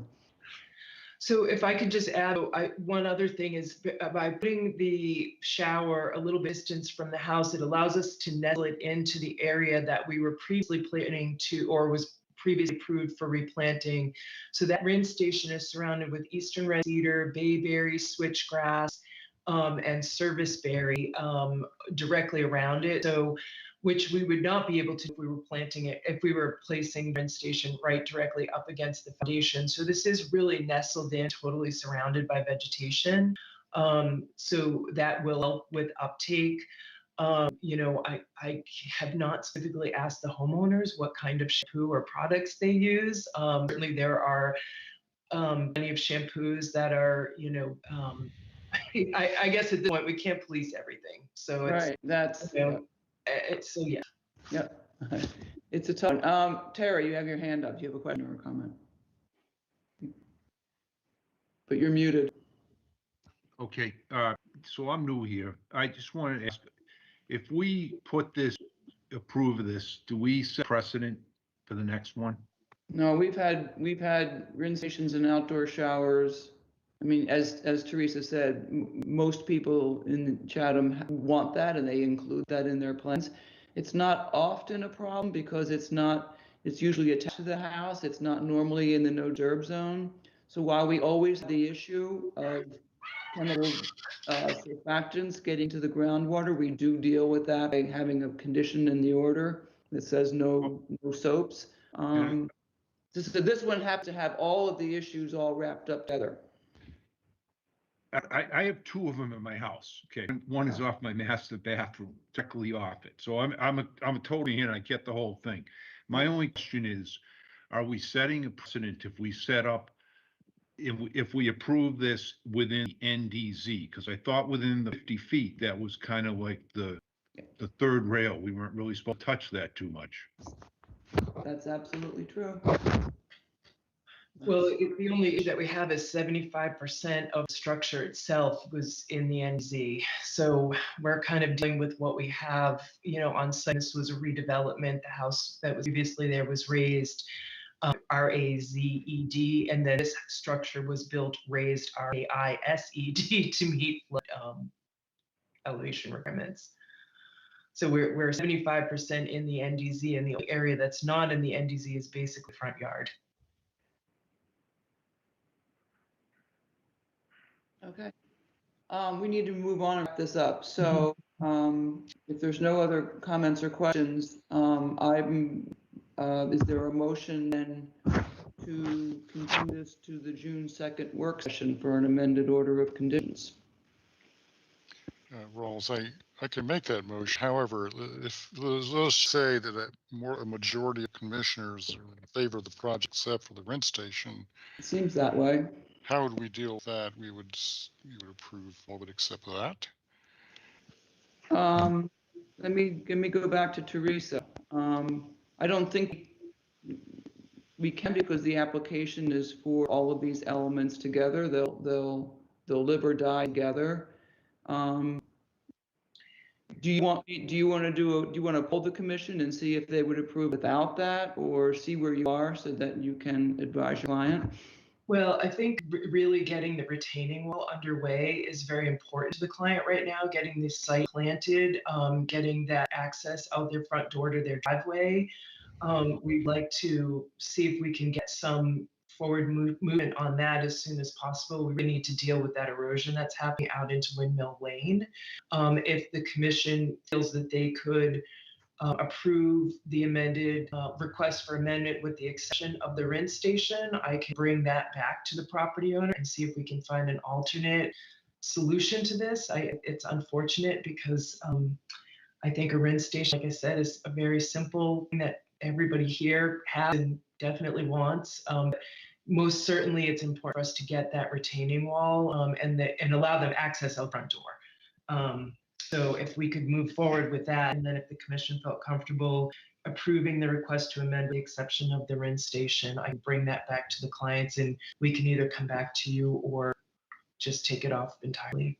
Okay, and I'm going to go to Cole in a second, but I would also just add there, if you do, if client wants to have a vote on that and bring it back, they really should present it with a variance request and the alternatives analysis that you've actually kind of walked through, but has not been presented as part of the written record. So basically a separate NOI. Well, request for an amendment, yeah. Okay. Nicole? So I was just thinking maybe the easiest way to do this would be to vote to approve the project with the removal of the rent station. Teresa would give a new site plan, not showing the rent station and the stepping stones and everything. So that way the retaining wall could be approved on June 2nd, and they can have time to submit alternatives analysis and everything. The new plan, it's the basic second amendment with the new plan, showing the same location or a different location of the rent station, the new stepping stones, and then the alternatives analysis. And then I think it would be helpful for maybe to do some of the elevations of the house so that the people can see what the commission can see what window issues and all that kind of stuff you're dealing with surrounding the house. Okay. So that's, I think, is cleanest way to do it, and that the retaining wall can move on as soon as possible. Okay, I agree. That's a good solution. That is a good solution. Thank you. With that, is there a motion then to continue the application with respect to the retaining wall and stairs to June 2nd work session without without including the rinse station and the stepping stones? All moved. Clark, second. All right, roll call vote for retaining wall and stairs only, going to the work session June 2nd. We'll deal with the shower later. Commissioner Walls. Aye. Del Vecchio. Aye. Kitts. Aye. Clark. Aye. Latin. Aye. Sullivan. Aye. I vote aye as well. That's unanimous. Thank That part of it will go to the work session. All right, I thanks, Teresa. I'll submit an updated plan with the rinse station stepping stones removed tomorrow. All right, thank you. Okay, thank you. All right. All right, We with have that, all behind, so let's pick up the pace here. Let's go. 543 Old Harbor Road, Michael Earls, 16H parcel 3, SE 10-3456 for the addition of a pull-in deck. Okay, thank you. I'll just note we're starting that, today seems to be amended order day. This one is phase 1.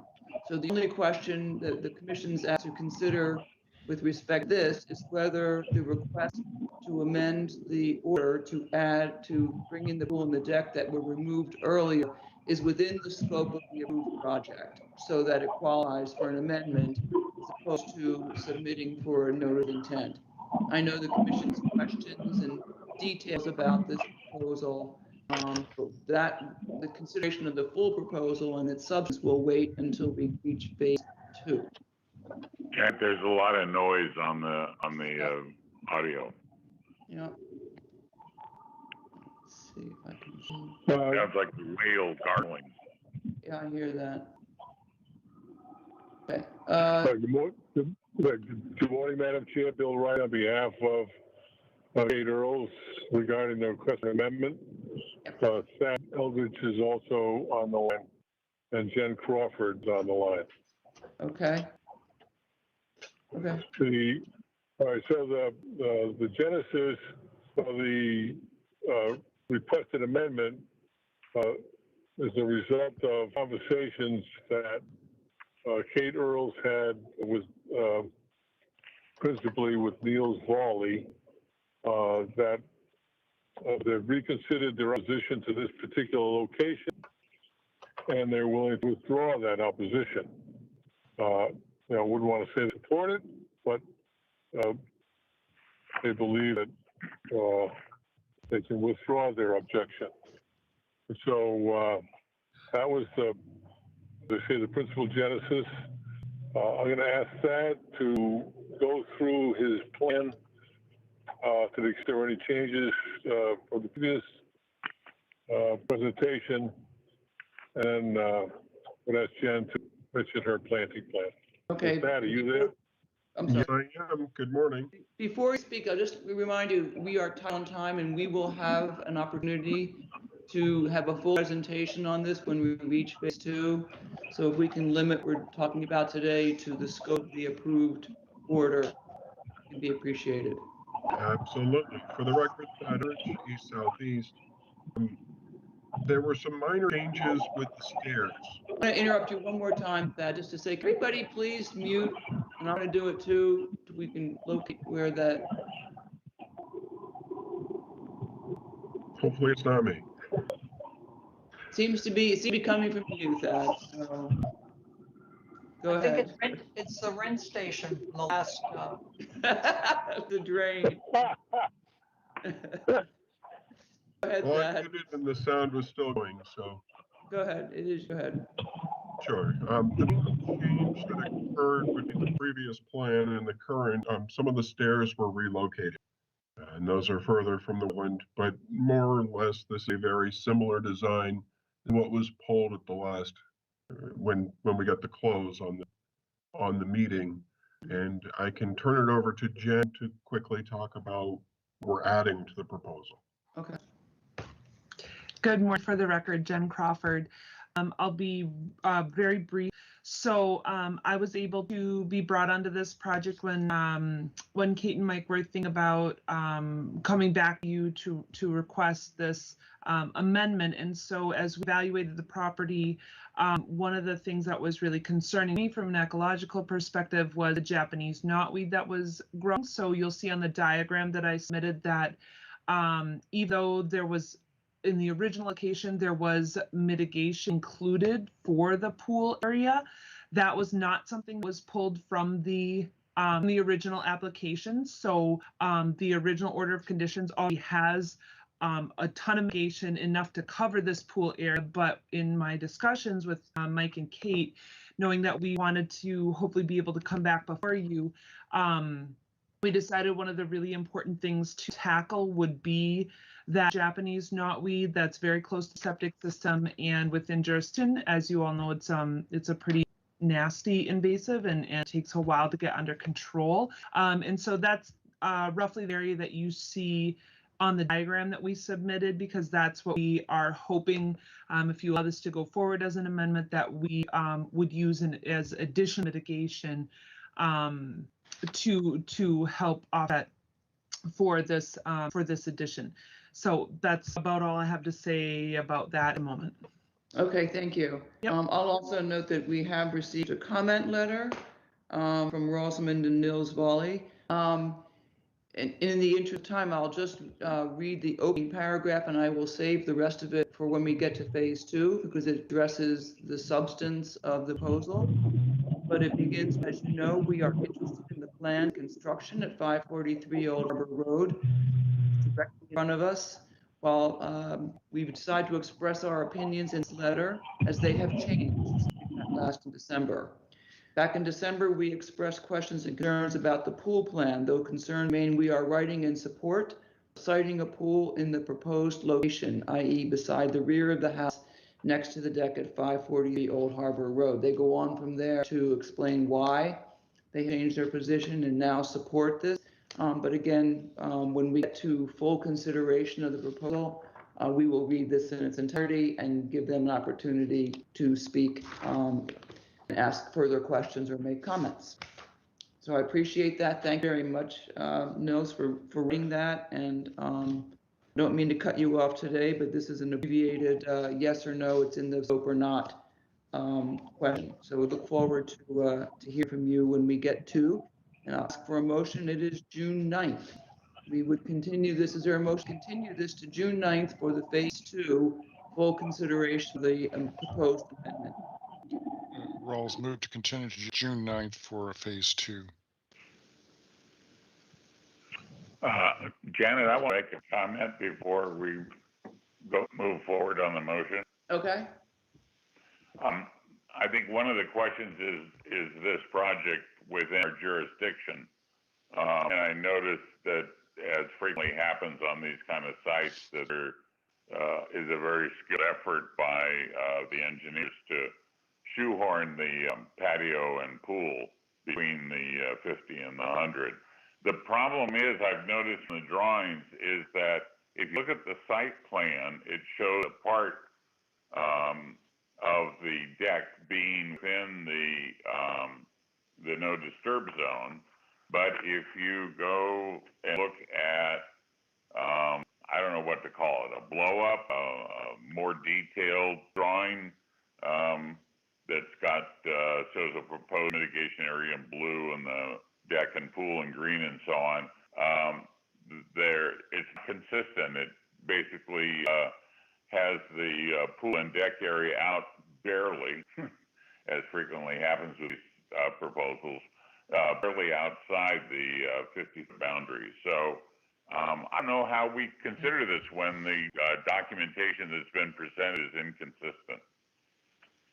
Well, whether it's in or out of 50, it's still in our jurisdiction. So I would ask that to have another look at what you've done to make sure that your plans are all consistent.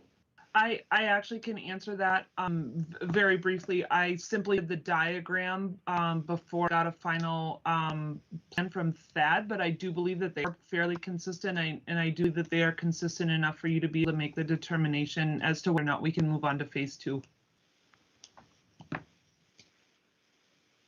And if I may, Thad, some of the deck was previously approved. When we pulled the pool off from the plan before, there was deck, there were stairs that were remaining that were approved by commission. Right. And those are within 50 feet. Yeah. It is a little confusing and it's hard sometimes because as always, we're struggling with differing versions. But I do think enough to go on to make a determination whether it's within the scope of the approved project. But again, remind the applicant to make sure when you get to the phase 2 on June 9th that everything is consistent and has been checked. Does that satisfy you, Tom, enough to second the motion to move forward? Oh, sure, that's fine. Okay. I just wanted to point there was I viewed it as a drafting error, but. I didn't even notice it. So thank you for that, because we'll make sure that on June 8th we've got the right set. All right, roll call vote then for 583 Old Harbor Road. Commissioner Rawls. Aye. Delvecchio. Aye. Fitz. Aye. Clark. Aye. Patton. Aye. Sullivan. Aye. I vote aye as well. That's unanimous. We will move to phase 2 on June 9th. Thank you much. Thank you very much, Madam Chair. Thank you. All right, Nicole, next up.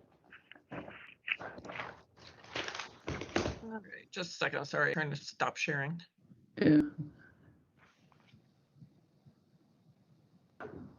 Well, anyways, we'll start I'll introduce it. It's a notice of intent for 305 Main Street, Timothy C. Emerson Revocable Trust, map 16C-33, E10-2393, proposed demolition of a cottage, construction of building addition to a single-family dwelling.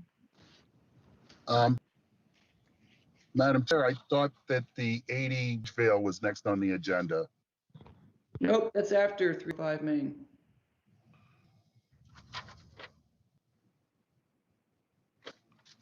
Do you want us to change the order? We can do that.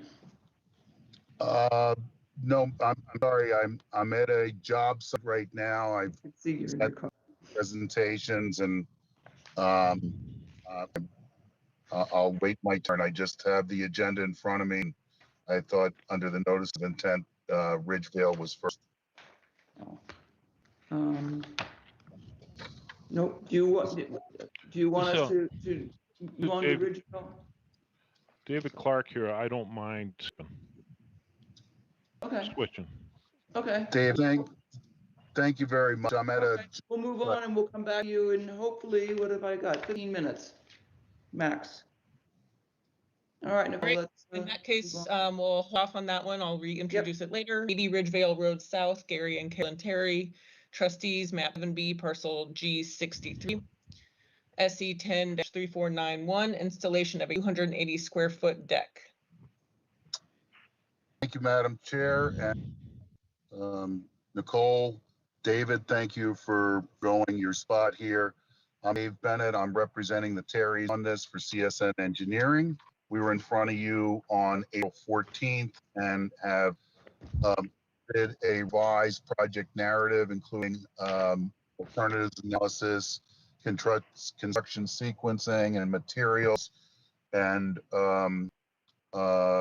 construction protocols. We've also clarified the proposed plantings with indigenous plants along the side of this as 2-to-1 mitigation for the project.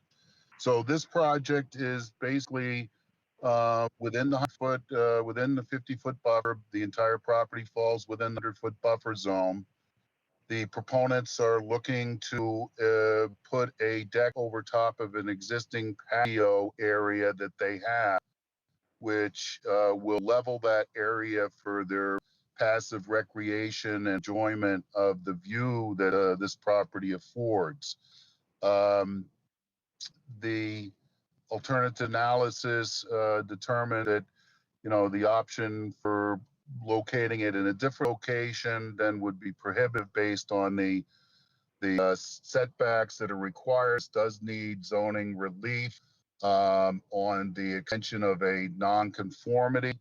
The deck does not increase that nonconformity. In fact, it decreases it, the closest point being on the western sideline of 10.8, and the decking falls at 13.8. So I'm happy to answer and the desire to move the hearings along. I'm happy to answer any questions that you might have.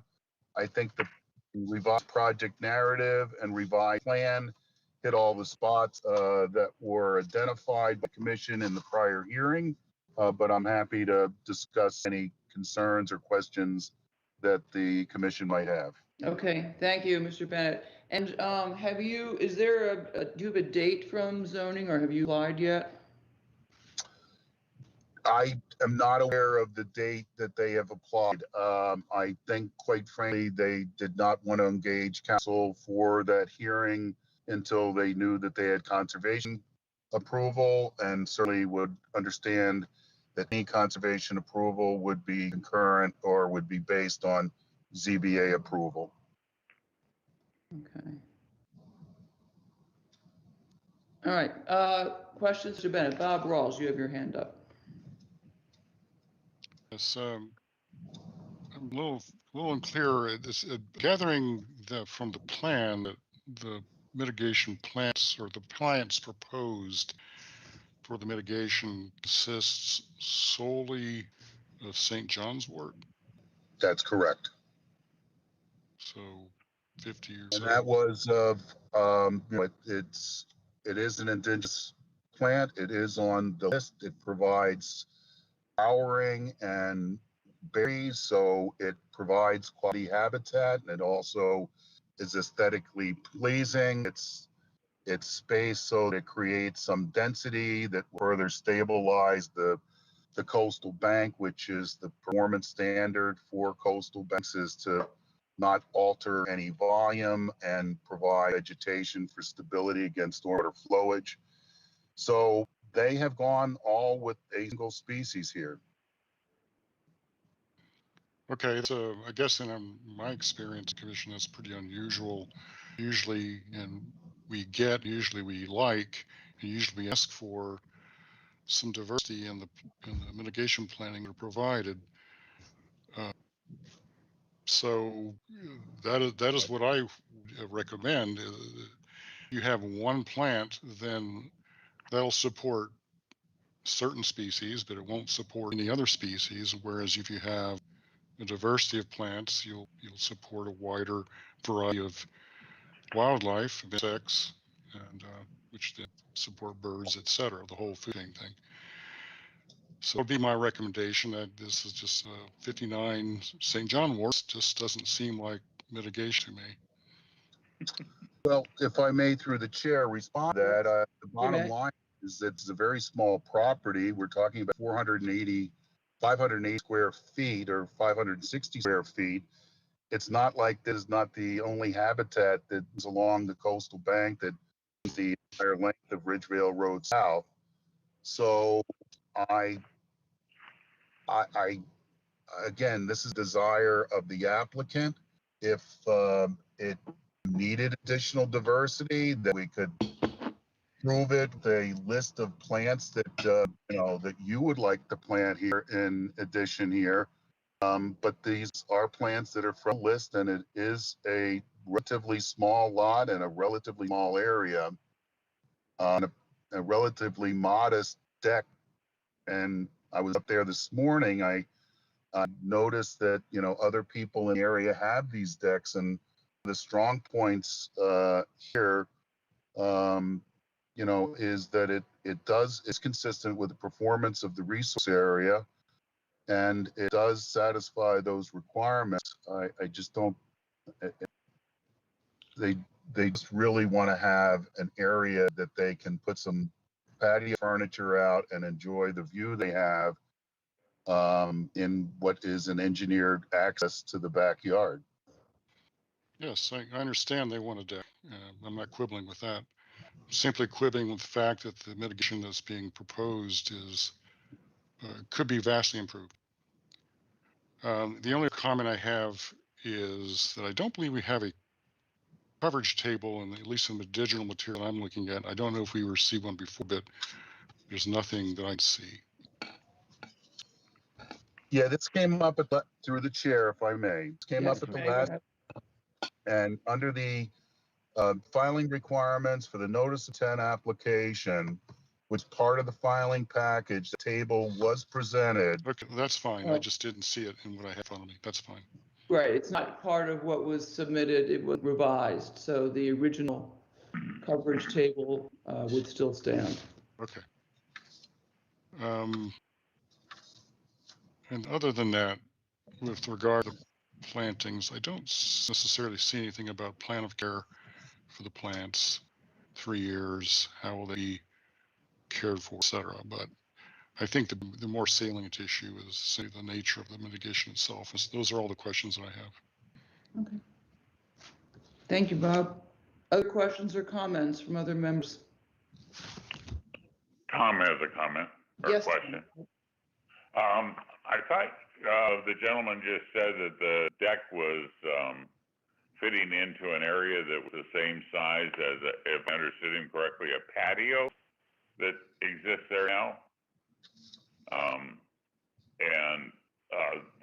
What caught my eye was because of his calculation table, it shows existing at 447 and proposed at 727, which seems to indicate, and I could be missing something, it wouldn't be the first time, that the proposed deck is actually larger than the patio area. Is that wrong?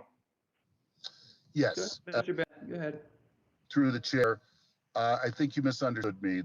The existing patio area is a small stoop that's outside the existing double doors that are on this gable end. So no, it is considerably larger. You could not put a chair or a lounge chair on the existing patio that's there, which is part of the problem. Once we get off the patio, then it starts to slope, and it becomes an issue of traffic on the lawn, in the 50-foot buffer within the coastal bank. So with the proposal here is to put the deck over top of the footprint of the existing patio. That's why you see in the calculations the patio is shown, but it's much smaller. It's smaller than the proposed deck. Thank you. Okay. Other questions or comments? This is Nikki. I agree with Bob that we need more variety in mitigation. All right. I'm torn on that, to be honest. I do worry about monocultures, and I do think Bob has made a very good point about the area as a mitigation area will attract certain species, not others, and so some diversity is always desirable. However, given how small this area is and the extent of this mitigation area, as long as it's all native, I guess I can live with it. Let me ask you this, Mr. Bennett. Do you prefer that we go forward with a vote of the commission now to see if it's approvable as is, or you want to go back to your client and talk to them about changing up that mitigation and adding more diversity? I, I'd like to get a kind of draw a vote. I'm hoping that maybe we could approve it with the condition of more diversity, that 50% of the 39 plantings be of the 59 plantings be the different variety. Okay, Nikki, can you do that? Can we just have the order of conditions and have them select additional plants from the approved list to be Yeah, approved I would by the say, agent prior to the project?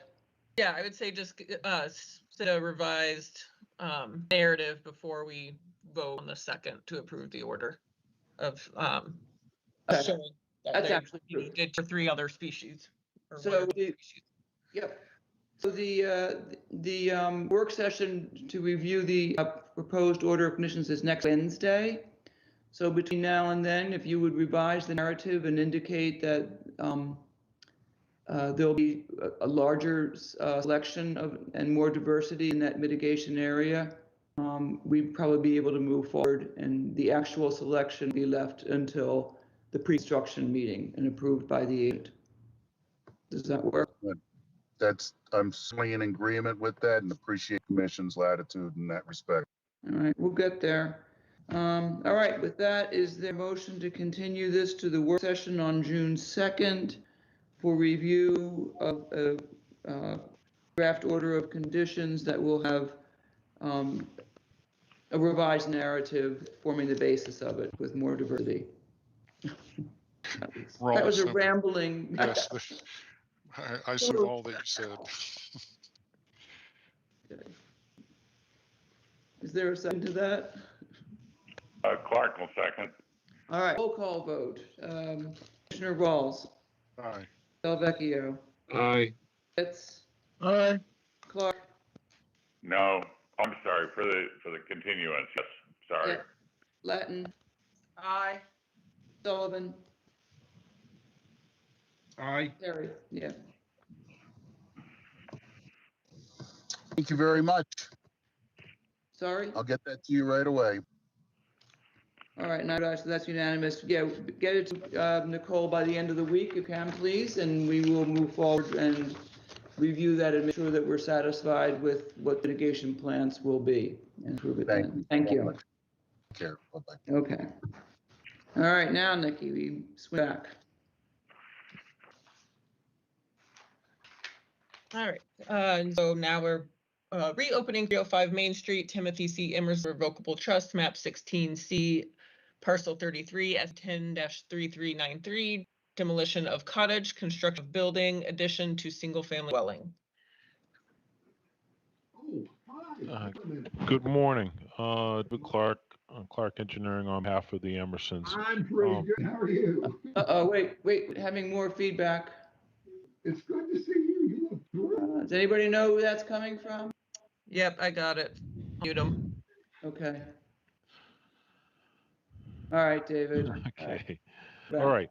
I think it's been well over a year since the commission saw this the first time, or this first or second time. Yeah, it's our impression that you guys have been through a long, somewhat tortuous path. Yes, it's somewhat.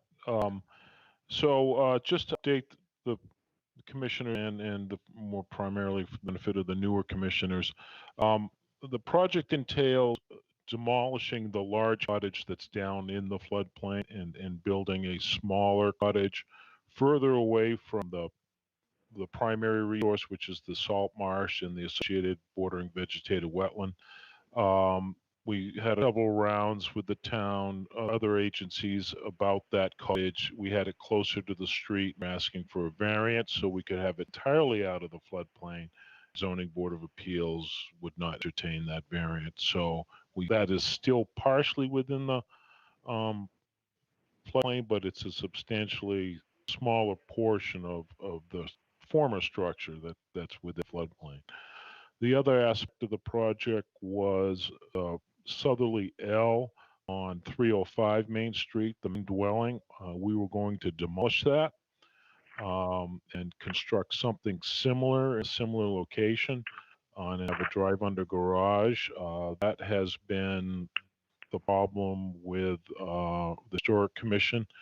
So they're abandoning, that's the primary change of the plan that you have before you. We're abandoning the demolition of that L, and it's strictly going to be a lift of the house, put a new foundation under it, and drop it back down, and add a small 90 square foot porch on the Main Street upland portion of the house. And then finally, the last portion of the project that still remains unchanged is on the School Street side at number 15 School Street. There is a very small parking space that provides off-street parking, and the proposal there is to putting a retaining wall and fill and elevate that area so we can get cars off the street in that location. The overall, I think the changes in the plan, because we no longer have a drive under cars, there's actually an additional improvement of reduced driveway within the floodplain. We still have to go to Zoning Board of Appeals. We still have to go to Historic Commission. We're actually filed with the Historic Commission, I believe. So I wanted to reintroduce the project to the commission and also ask for a continuance probably to your first meeting in July so we have a better idea of where we are at with permitting with the other boards. Okay. But this is basically, we feel we're on the home stretch and that this is, we think is a permittable project both from Zoning Board and Historic Commission. Okay. Okay. And so overall, this proposal results in, and I'm not sure, tell me if I got this right, a total of 187 square feet reduction in coverage from the last one? Is that about? I can get you those numbers. 400, Because it was so long yeah, ago that we went through all these numbers. You know what? It doesn't matter. We're reviewing this sort of as it is. Yeah. And I'm not worried about how it compares to one that has been irrelevant for some time now. So yeah. Well, I couldn't figure out how I did the site coverage calculations the last time, so I redid them in their entirety and basically separated it out as far as 0 to 50, including the floodplain, and then 50 to 100. From Coastal Bank. That's why I was confused, because you combined non-disturbed floodplains. Yeah, I couldn't figure out what I did last time because it was so long ago, and I did leave a paper trail. So if I didn't know how I did it, I couldn't certainly explain it to you. That's no problem. The only reason I was looking into it is because I noticed that the proposed mitigation has not changed. It's still offered at 3,100 roughly square feet. Yep. So the idea is the mitigation will remain exactly the same. We will provide you an updated mitigation plan just so the proposed structures all match. But Teresa is still on board. But at this point, we haven't handed this off to her because we want it through the again. I don't see any issues with the Historic Commission, but you will have by the time you issue an order of conditions, if you're inclined to, you will have an updated mitigation plan. Okay, so just for members who may have been confused when you that the planting plan, the restoration mitigation plan has not yet been drawn on the new revised site plan, so it looked a little bit different. that will get fixed before we meet again and review this. Does anybody have any questions or comments at this point? We will be continuing this until July, when we'll have an opportunity for a little bit of a deeper dive to make sure that we're covering everything. But between now and then, questions or comments? I have a question, Jen. Oh, go ahead, please. This is Nikki. I just had a question.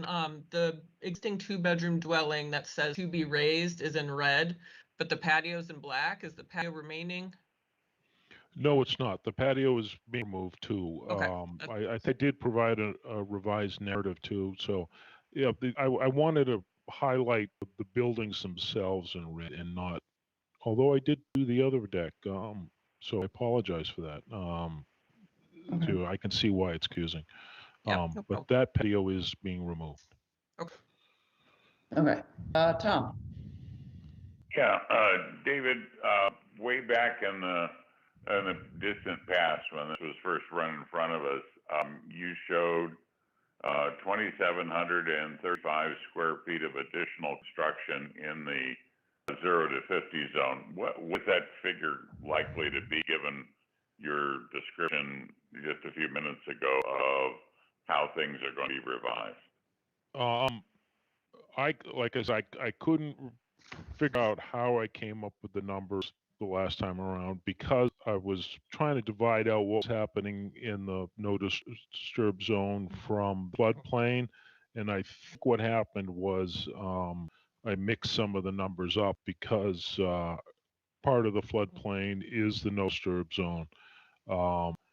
So I'm not sure what that 2,700 square feet is, but basically all of the increases on this site are the driveway, the lower driveway.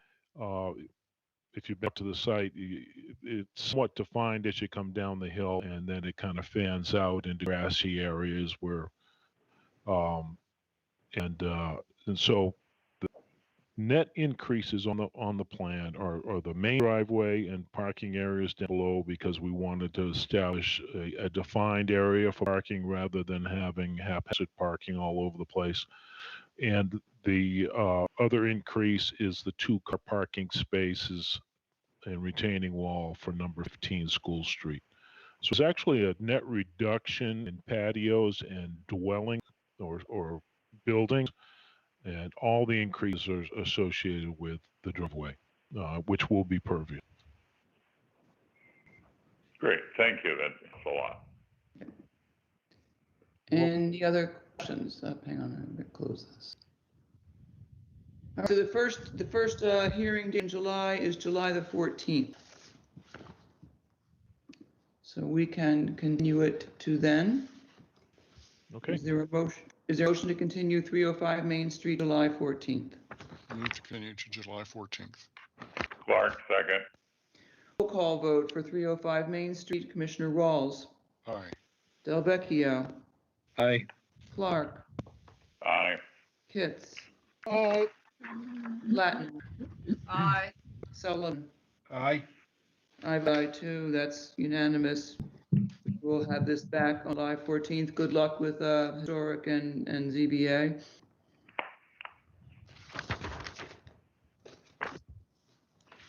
All right, Nikki, we are That ready brings to. us to 1711 Queen Anne Road, Craig and Catherine Peters, map 3I, part 1, SC 10-3489, construction of a catwalk.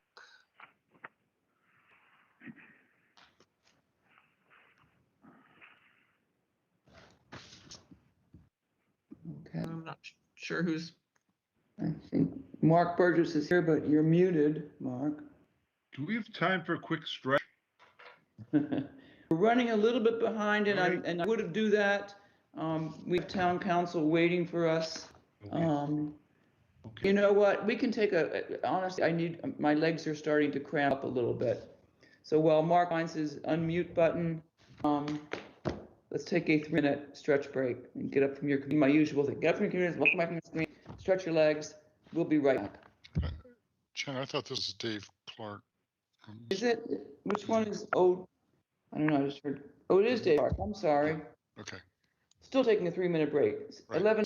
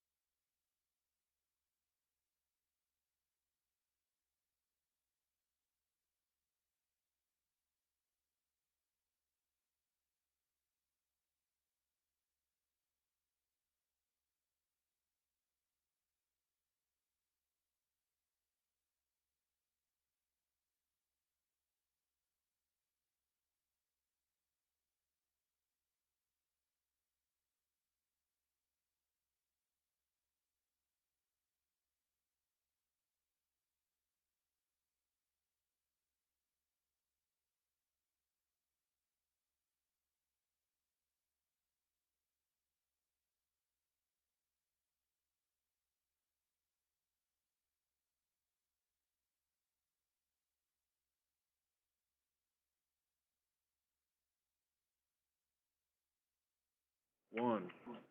Okay, we're back. So Nikki, moving on to, we read 1711 Old Yep. Queen Anne Road. We introduced 1711, and I believe it's David Clark, Dave, or yep. possibly Teresa here to speak about Yep. it. Yep. Hi, Teresa Sprague with Blue Flax Design is here. I'm not sure if David is here still.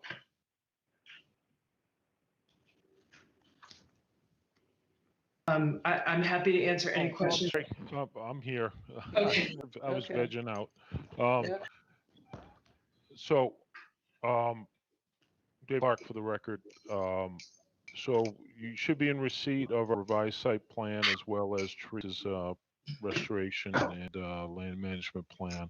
The commission asked where the watercraft was going to be stored. We now show a storage rack outside the 50-foot no disturb zone from the vegetated wetland. And we also show a location outside the 100-foot where the catwalk sections would be stored in the winter time. The commissioners had questions regarding the through-flow plastic. I've had a number of email exchanges with the through-flow manufacturer. The only testing that's ever been done on their product is light penetration bottom to verify their numbers for the 40% light penetration. They have had no other testing in-house or third-party testing on their material. Regarding the additive for UV protection, it is mixed with the plastic at the time of manufacture, and that's proprietary. But it is bound by the plastic substrate. As far as the fiberglass is there for strength purposes, like other fiberglass products like boats and things. Fiberglass is there for additional strength for the plastic substrate. The no cutting of this material is required, in that the frames for these will be custom made for the through flow panels themselves. So no cutting of plastics required on site. In fact, these catwalk sections can all be shop made and delivered to the site, and no fabrication is required on site. And the only thing that operation that needs to occur is the installation of the helical screw supports. So that's it on my plan, and as you've already heard, Teresa is here to talk about the mitigation and land management. Okay. All right, Teresa. Yes. Good morning still. It's not quite afternoon yet. Teresa Sprague, Blue Flex Design. I'm sure you've all had an opportunity to read our report. I certainly am happy to go through that if you'd like me to, but I know that you're short on time. I'll just give a quick summary. We had an opportunity to do a vegetation analysis in the area. Basically, what we found is a mix of native and non-native invasive vegetation. The native vegetation that we located was clethora, serviceberry, airwood viburnum, oak, pitch pine, dogwood, ground cover layer, mainly a creeping red fescue with some Pennsylvania sedge and crinkle hairgrass. The native vegetation within the BVW is almost entirely comprised of clethora. We did note some sensitive fern, also a ground cover layer. Some things were still greening up when we were out there. The invasive vegetation we noted on site was English ivy, multiflora, rose shrub, honeysuckle, vine honeysuckle, Japanese barberries, sycamore, maple saplings, Asiatic bittersweet, and it's present throughout the area that we're highlighting in green on the plan that you're looking at on the screen. We did note one large pitch pine at the base of the retaining wall that retains the driveway and the dwelling.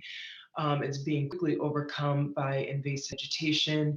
It does appear that over time, the property owners or whoever owned this property or previously owned the property did cut some of the invasive vegetation and keep it out of there. They've honestly done a very good job of preventing that area from entirely being overcome by invasive vegetation.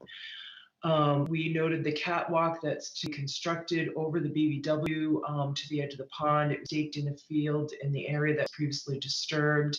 There's minimal native vegetation in that area. There's a large multiflora rose bush that would have to be removed that's currently climbing into trees. Some summer sweet would have to be pruned to allow for access. And I've talked about the fact that summer sweet is rhinomatous, that it spreads quickly through the root system, forms healthy thickets, regenerates rapidly. So there would be no damage to the plethora for the installation of the boardwalk. We feel strongly that the elevated access over the BVW is preferred to foot traffic directly on the ground, which cause compaction and will certainly damage vegetation in the wetland resource area. Even though there will be some initial disturbance to some of that vegetation for the installation of the catwalk, that vegetation will rapidly regenerate. There will be very minimal damage to the root system in that area. We do propose to support the management of invasive vegetation with some application of a select application of a systemic herbicide. We'd really like to get 95% plus control of the bittersweet and the knotweed. Honeysuckle and barberry would be removed by cut and treat stump or some root removal. To fill in where we would remove the honeysuckle and the bittersweet, we would pose some amelanchier, some dogwood, red twig dogwood, and viburnum dentatum, kind of fitting in with the existing vegetation that's in the area.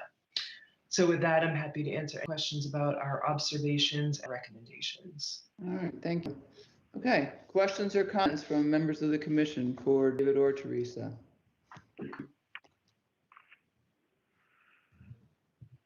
Bob Rawls, kick it off. Yeah, I like pretty much everything about this project. I think the applicant and their interest responded to our comments and suggestions, except in one case. And of course, everyone knows what that one case is. And the plastic decking, we've talked about before, and I still remain opposed to it because we all read about how plastic is entering our food chain, the oceans, the wetlands, et cetera, in massive quantities. And there's no getting around the fact that this through-flow decking, although it does have benefits of the light that goes through it, increased light into the plants below, it is nevertheless plastic. And so at its end of life, as everything has an end of life, parts of that decking will begin to break off, enter the wind, and enter our food chain. So I keep asking myself, even though we have approved this material before, I think I've had sort of an aha, I'm woke attitude change on it. And somebody can tell me my thinking is incorrect on this. I'm going to be opposed to it because it will degrade.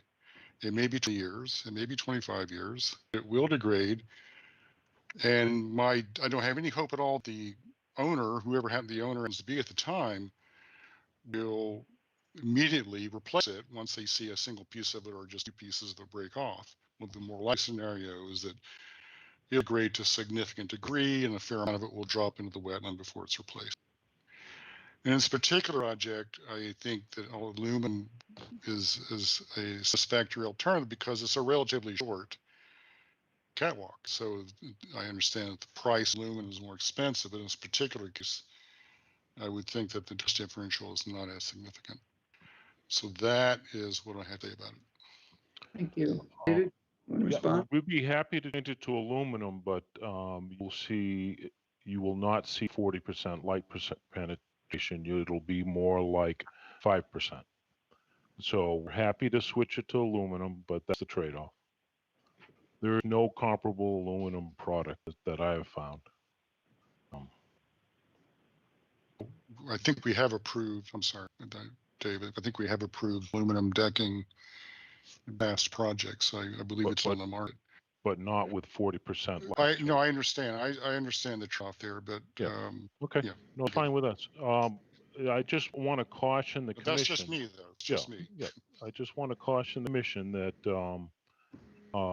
just in the last 3 months, you've approved fiberglass reinforced plastic in the marine environment, particularly the expansion of the town facility in Stage Harbor. The incoming upweller at Bridge Street will have a significant amount of plastics in it. And I think you need to let Ted Keon know sooner than later because they're probably past 50% design in that, and they're going to need to know that they can't use plastics in their design.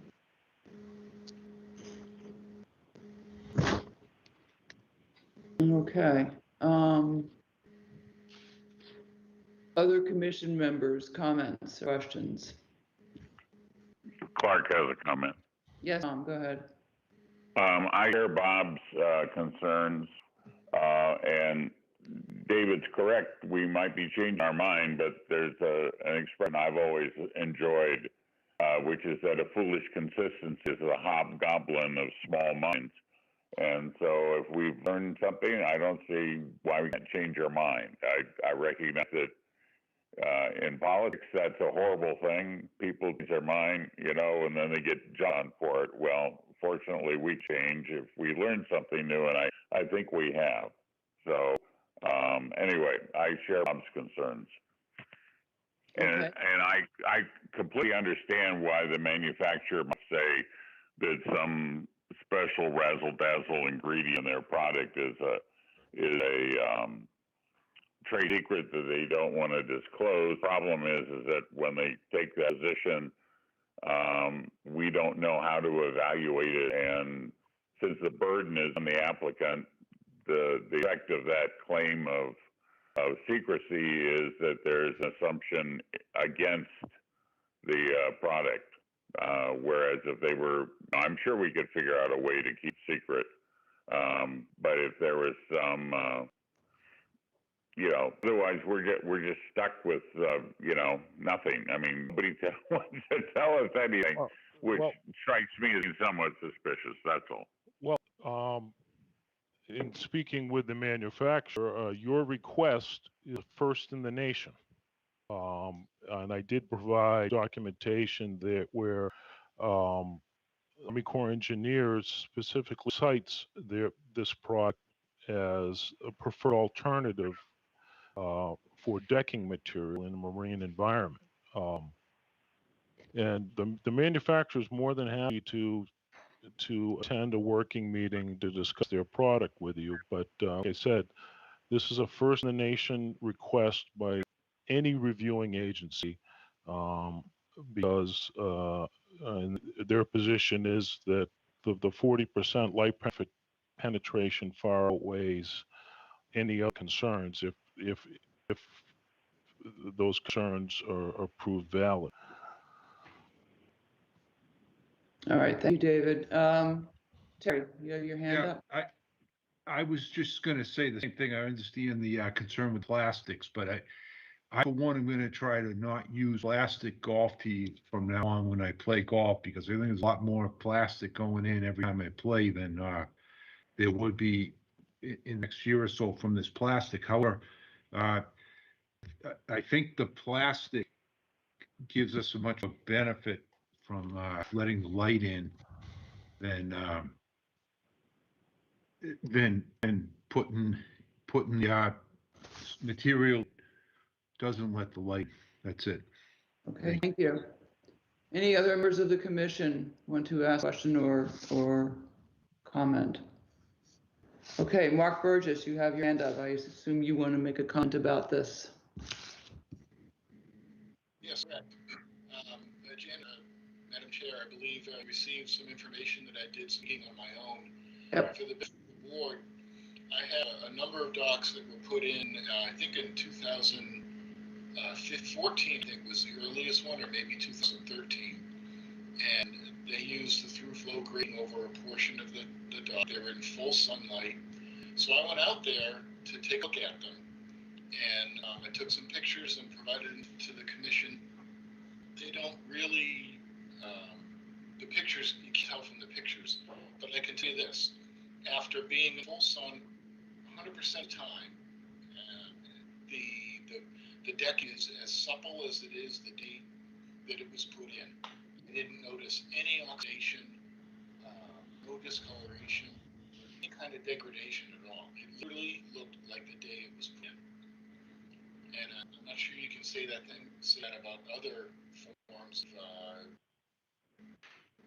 artificial deckings and things like that. So I'm confident at this point that we don't have enough data to support that this stuff is bad. And I would, we just don't, I don't think we have enough data to say that it's bad. And it certainly is better. I, like David, looked up other forms of grading, like aluminum. They're very industrial, sharp edges, square grading. They're meant to be worn with like safety boots and things like that. They're absolutely not barefoot friendly at all. So be that as it may, that was my findings in the field for the benefit of the board. All right, thank you for that, Mark. I did pass your materials on to the other members, so they have had a chance to look at those photos and read that information. You know, I guess we're out in front of technological advances and protection of the environment and where they intersect, which happens all the time. And I guess I think you put your finger on it, Mark, when you said we simply don't have the data to judge what the long-term impact of vinyl-coated fiberglass decking is. I think I agree with Bob. I mean, as all material, sooner or later, it almost seems bound to degrade. If the manufacturer is willing to have a closed session with us to protect the propriety of their product, we could offer to go into an executive session with them so they can explain it to us in a way that may or may not convince us, but at least that would be a path forward to getting the data so far as it exists. I mean, I don't know if this decking has been around long enough. We're talking about long-term slow degradation that happens over decades. They may not have the data because it just simply hasn't been there that long. But in the absence of that, I guess I come down where Terry does, that for the moment, because we have approved this, and even more compelling to me anyway, is I'm not willing to trade the light penetration for a benefit that I don't have enough information about to know what the real risks are. So, David, what would you like now? Do you want us to move forward with vote on this proposal?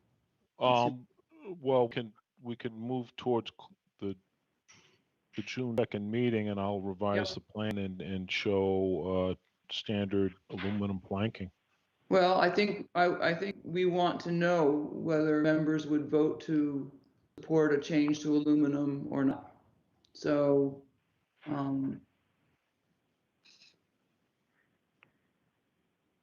this is Nikki. I just want how to do we say do that this? I recommend approval with the through flow. I think the light penetration is a better trade-off for the aluminum, considering we don't have the information that says the plastic will degrade. I have a hard time denying something based on it could happen someday. So I'm in favor of the proposal as is. Okay, so then rather than going on the table twice with different votes, I would prefer to do it. Let's do a vote to take it to the June 2nd work session as it is currently proposed with the vinyl planking.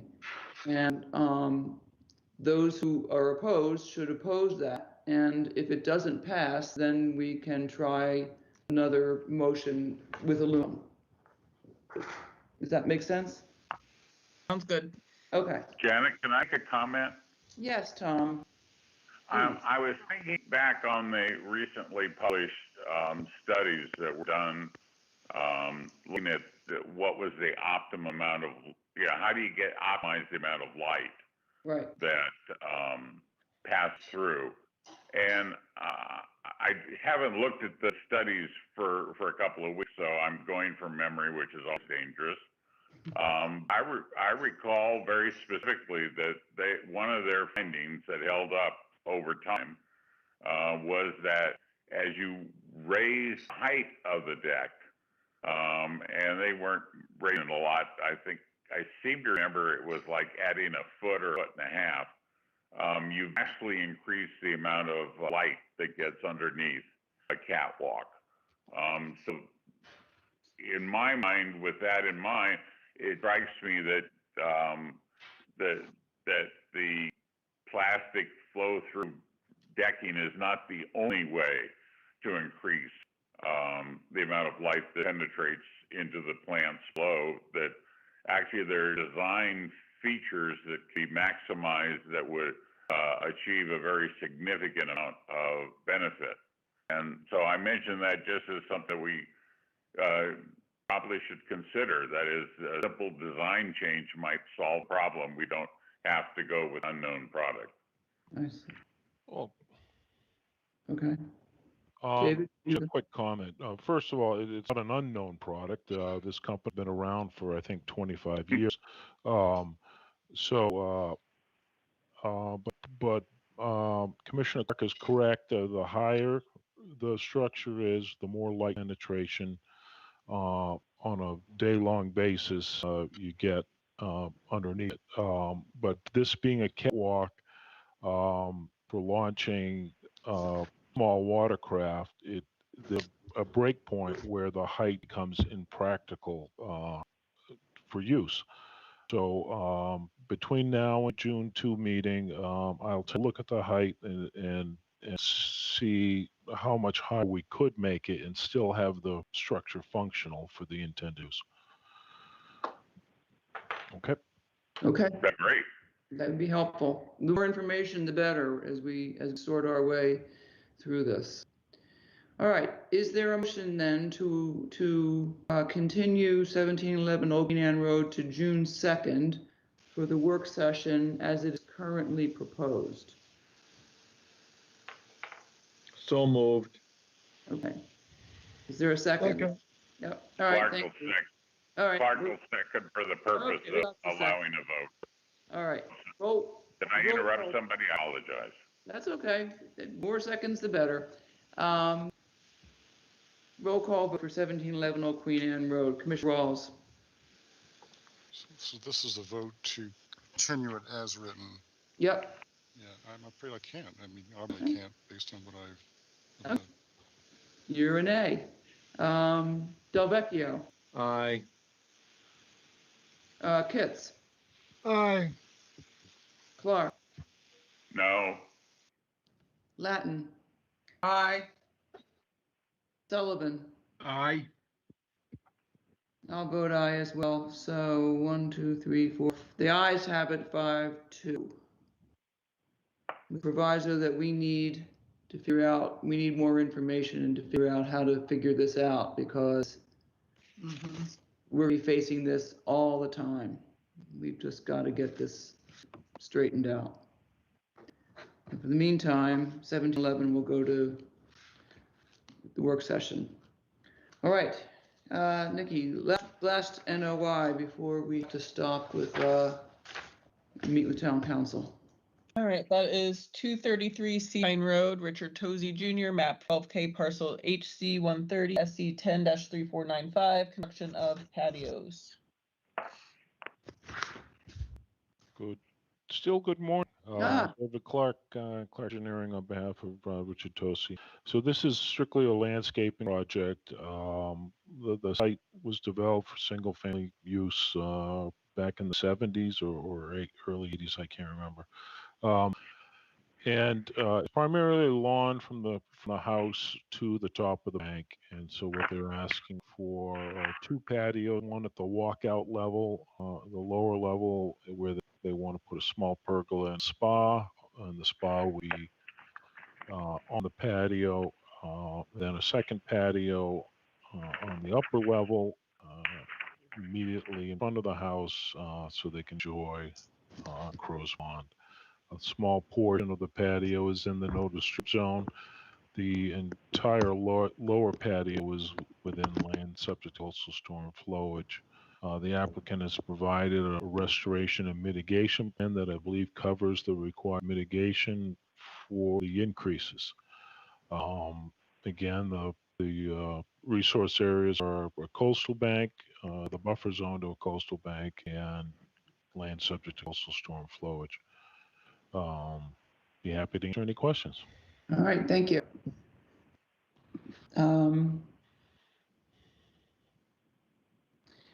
I have a question before I open it up.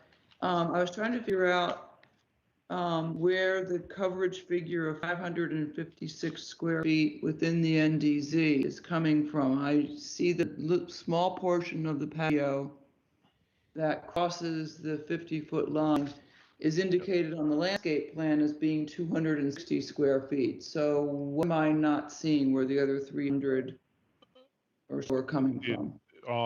The patio that's in the floodplain, because technically, although it's not the no disturb zone or resource area, no activity within that alters the floodplain can occur without a variance. So Okay, in my calculation of my plan, I'm including activities within the floodplain. okay, so it's correct that it's 260 in the no disturb zone and somewhere around 300 in the floodplain. Yes, yeah. And the reason why I lumped it together is because those increases both require 2-to-1 mitigation. Yep, okay, that makes sense. And what kind of regrading is going to be necessary I think that the at-grade patio is probably, it looks like it's got a curved aspect, and I can't tell if that's a retaining wall, but for the other one, So the one on the upper level, very little. It's relatively flat there before it tails off down towards the coastal bank. For the lower patio, there is some regrading. There's really no fill. It's basically cutting into the slope a little bit on the southwest corner of the proposed patio. But it's I'd say 90% of it is at existing grade, more or less. okay, okay. David, what are the two dashed lines that run from that lower patio area down to the top of the bank? Something, Oh, the one that heads toward the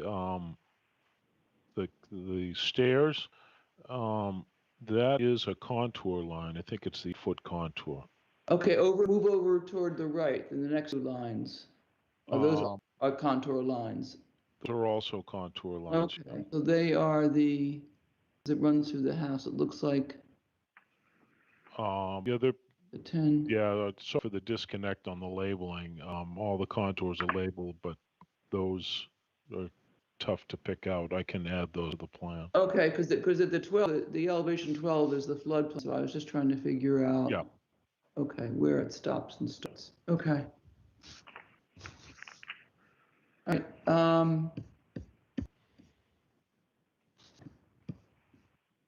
Let me open up to other questions while I try to find where my paper here. Questions or comments? Bob Wells. Yeah, when I was there on the site visit, there's really a planting bed along I guess it's, as you look at the map on the property line, the left, and it looks like, I mean, I couldn't tell exact plants in every case they were, but I assume that those are all going to be replaced. As they were being mulched as I stood there, there was a landscaper there or someone taking care of it all. They were mulched with sort of reddish mulch and tending to it. That is a question I have. So where was this located, Bob? So if you're standing in the backyard, look to your left. To the left. If So you're along facing the property facing the water, you look to your left. It's that whole planting bed there. Okay. That is where I believe the mitigation plan shows we'll have mitigation.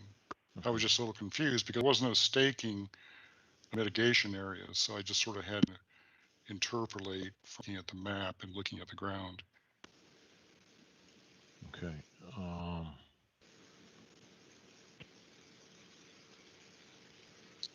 Yeah.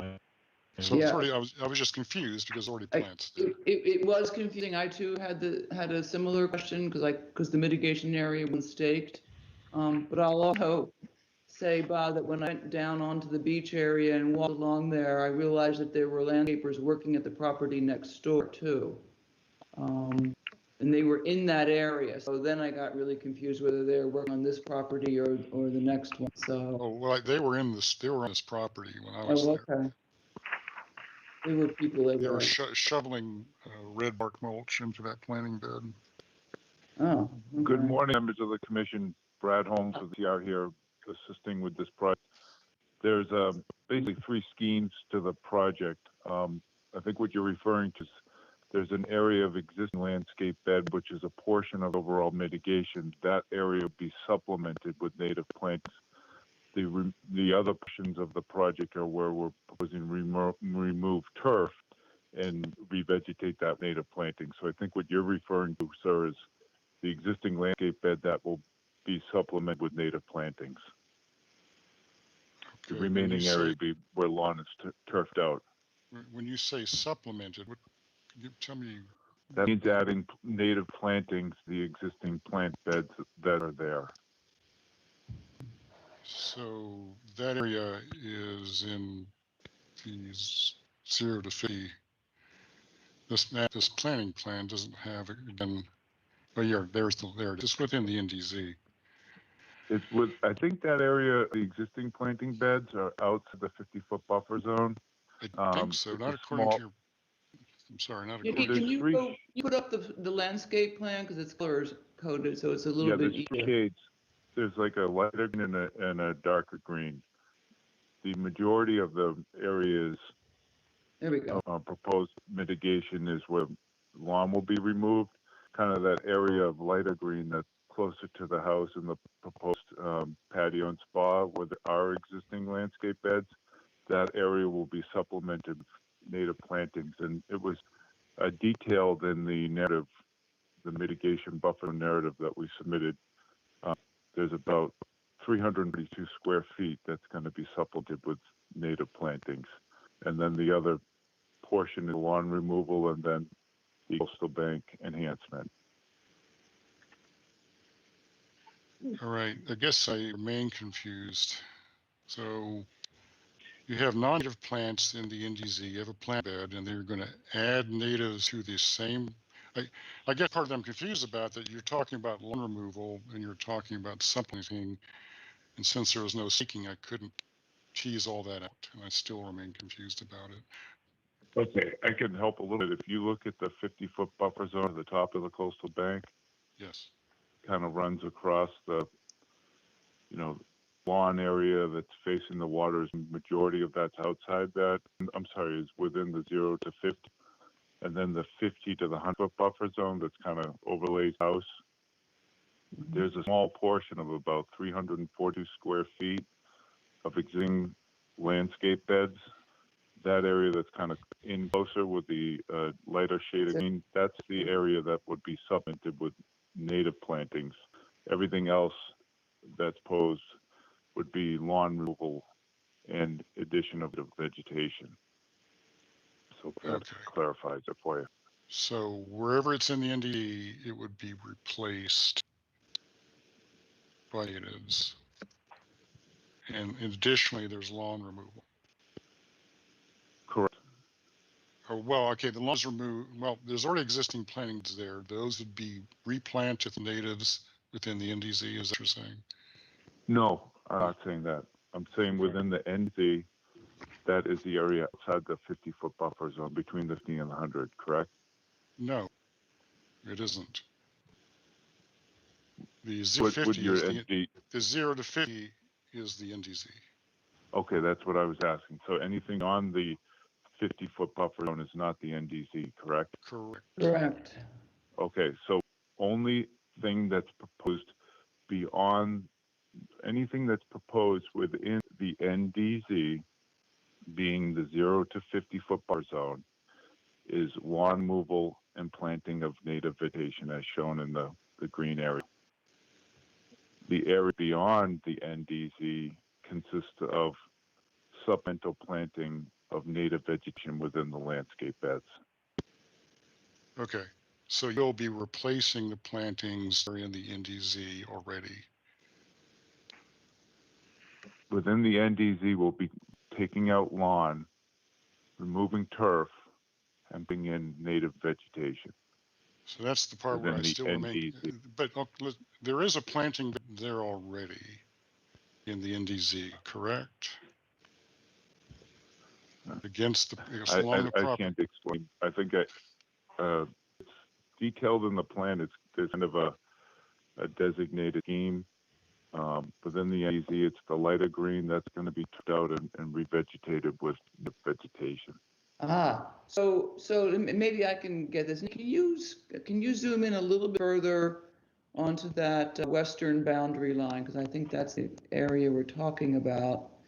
So along the western boundary, along that area, does it says 1,080 square feet. That's in the NDZ. That's proposed for lawn removal and planting of nibs only. Is that correct? That's correct. And the existing vegetation that runs along the property line there is on the adjacent property. So this property goes up to that line with just lawn? I believe so, correct. We're not Okay. proposing any work on the neighboring property. Okay, so does that clarify anything, Joe? I mean, not looking at Joe coming up next, Bob, that they're just going to pull out the lawn on their side of the property line and plant natives there. But I thought there was a fence there on the property line. That's my recollection. So, okay. Okay, I don't know. Yeah, I don't know. I don't know. I can't interpret I think this is spelling out Mr. Tosi, this is why we ask applicants to stake the mitigation areas on the site so that when we're walking and looking at it, we can see that. Let me go to Joe Kitts, who's got his hand up. My concern is the proposed patio kitchen and fire pit that's in the NDZ. And we're building all this new stuff. I just feel like there could be, it's 260 square feet, could be find a new place that's outside of the NDZ. The kitchen, the patio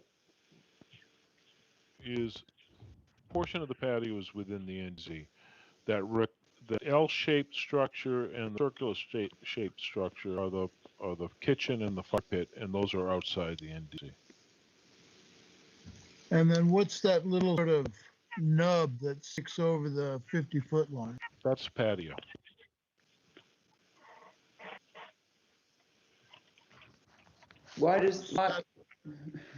That's my issue. Why? That's my issue. Yeah, it's hanging over the edge.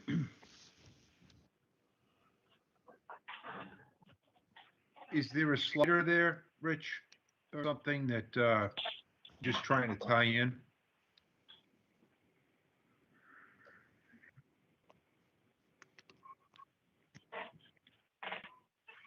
Are you directing that at the landscape designer?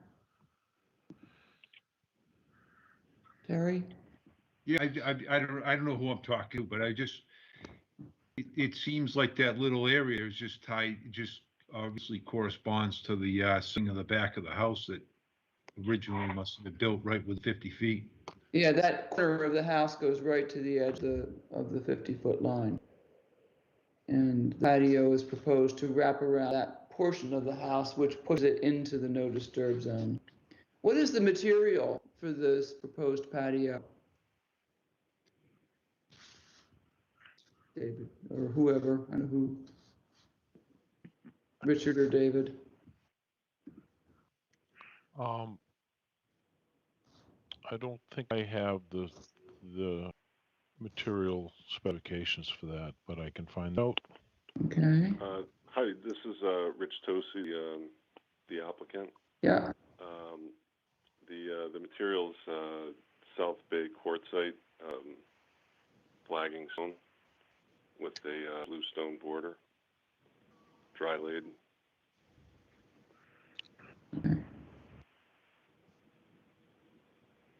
Okay, Bob Del Vecchio, want to join in here?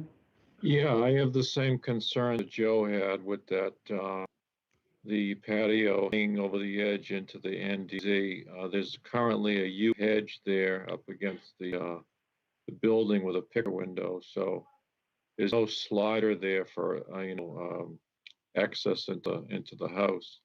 So I think that portion of the patio could be subtracted from the equation, and the patio with the fire pit and the kitchen could be redesigned, and made larger, from the 50 to 100, behind the house by the deck. Thank you. Thank you. I think I asked about the slider earlier. Yes, there is a slider on all three sides of that porch, actually. Is it? Huh, okay, I'm okay. I'm agreeing, Bob, I'm trying to remember seeing it. As I walked around and looked at that corner of the house, I thought that there were some large shrubs there. Right, well, that will be removed, and that's sort of blocking the view of the slide, but they are functional. Oh, okay, that's why I didn't notice. All right, questions, comments? This is Nikki. I just had a question regarding the planting mitigation letter, if you will. It says, keeps mentioning 8 foot on centers, how, this area used 6 shrubs if spaced 8 feet center, which is much larger than most of your stuff needs to be placed. So I'm concerned that it's not enough plantings, that they'll be spaced far apart. And then I'm fine with doing mulch, once or twice, but I don't want mulch constantly be placed in the planting beds. Really, the goal is to have it completely naturalized with grasses or ground cover, or the plants themselves take up enough of the room. So I don't want it continuously mulched every year, because then it just becomes like a landscaping bed instead of a naturalized area. Is that it, Nikki? Yes. Okay. I have one other question. So for Rich, am I reading this correctly? Are you is there a proposal to install a fiber roll, 100 square feet fiber roll array along the bottom of that bank where it's badly scarped?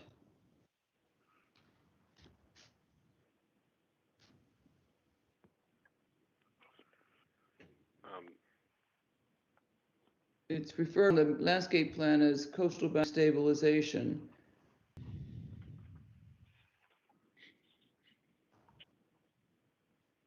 Would you like me to handle it? Yeah, that would Question? be great, Brad. Sure. Well, the mitigation that's proposed in that area is that you have a small area of the coastal bank that's getting undermined, Mm-hmm. and has a significant amount of non-native invasive vegetation. So what we're looking to do there is as part of our mitigation project would be to repair that area of the coastal bank and revegetate it. So coir logs proposed to improve stability along the toe of the coastal bank. And how many and what size? It's a 12-inch coir log. I think it's not a long distance. There's 100 square feet in total. So distance of it is probably maybe 2-3 coir logs. I'd have to take the measurement, but it's from the property line where there's a existing board revetment to approximately the walkway. Okay, which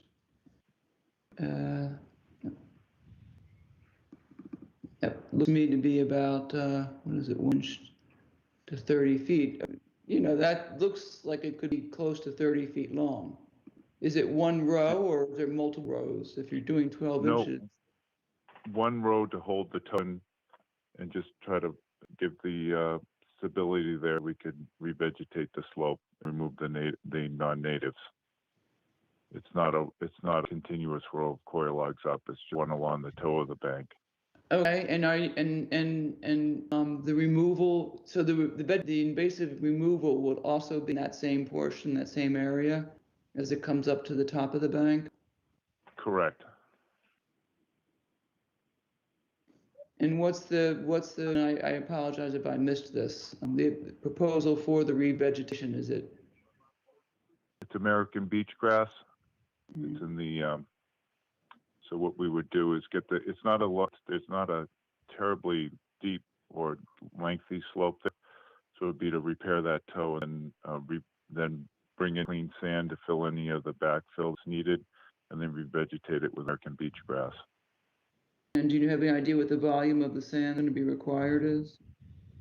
Not a lot, a very small amount. Probably be done with layers with barrels. We're not talking a big amount because it's a small area. Okay. Okay. Other questions or comments?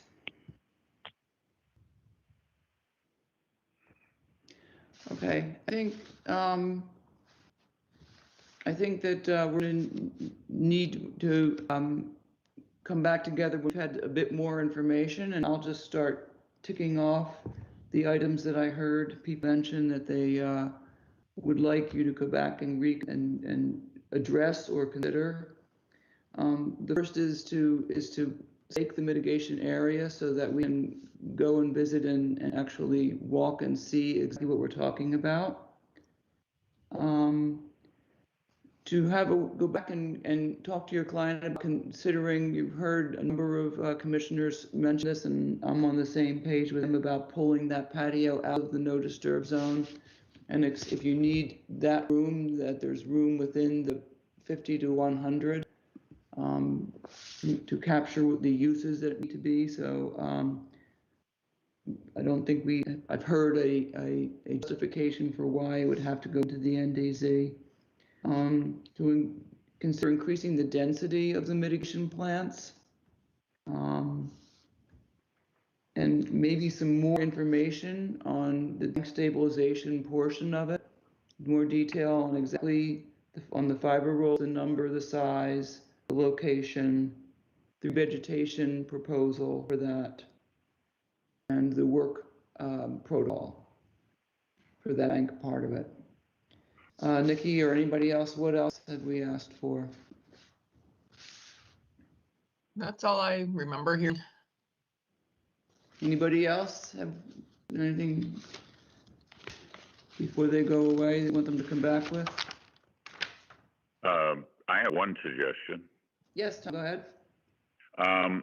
Now I have a hard copy, and I looked at the key on the left-hand side of the, for example, the landscape plan, and it shows the three different colors, but I'll be darned if the colors that are wrapped around the site correspond with that very well. I mean, it's just, I've been looking at it the last 10 minutes trying to find where lighter green is, and I see a little tiny spot, and that's about it. And so I would suggest that they come up with some different colors so that the areas would be easy to ascertain. And that's just on the map. And, you make a very good point about staking things. So that'd be helpful. Okay, I agree. I think we've had a lot of confusion trying and I personally, I had to zoom way in before I could see any difference in the color, and I had not seen that the first couple of times I looked at this. So you could use a different color. The area within the 50 to 100 where you're proposing supplemental planting, that would help a whole lot. Okay, thanks. Anything else? No, that was just my only observation that hadn't been touched on by others. It's a good suggestion. Janet, I would add designating where existing beds are so we can be sure that what's happening with those.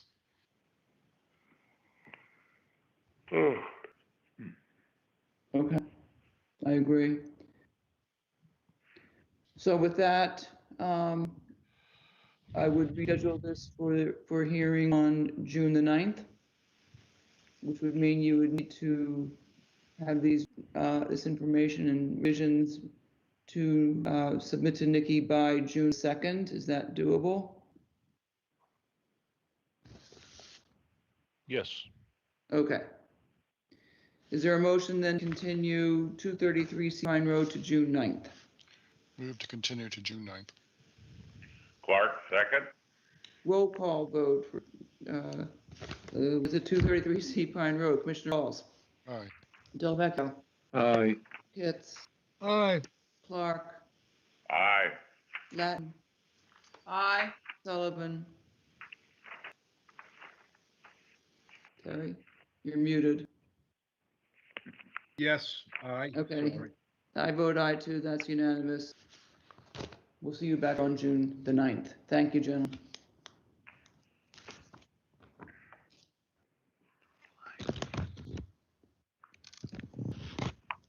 All right, so Nikki, we are supposed to be scheduling to noon, move into executive session. I was having a brief back and forth with town council as we've been here, trying to keep him apprised. I told him last I did was that we would be there at 12:15. So we have 5 minutes if you want to knock off a couple of these I can do that real matters. quick. And So, then we'll come back and pick up the rest afterwards. okay. Go So ahead. 300 Stage Road, Daniel Brickman, map 9, parcel 10-3, SE 10-3494, vegetation management. They requested a continuance to June 9th. Trina and I spoke and decided that it was a site that we thought would be a good one for a group site visit. So I will set that up, and I just need a motion to continue to June 9th. Is there a motion? Rawls to continue to June 9th. Clark, second. Roll call vote for 300 Stage Neck Road. Commissioner Rawls, Aye. Delvecchio, Aye. Pitts, Aye. Clark, Aye. Latin, Aye. Sullivan. Aye. I vote aye. That's June 9th. Okay. All right, next we're on to the Yep. COCs. I'm gonna open both WAPUs at the same time and do one vote because they're related, and I'm recommending approval for both of them. So that's 1 and 39 Wapu's Trail, James and Martha Higgins, map 14A3, parcel N88, and N162, C10-3255, vegetation management, and 39 Wapu's Trail, James and Martha Higgins, map 14A3, parcel N88, C10-3040, and that was for the new dwelling.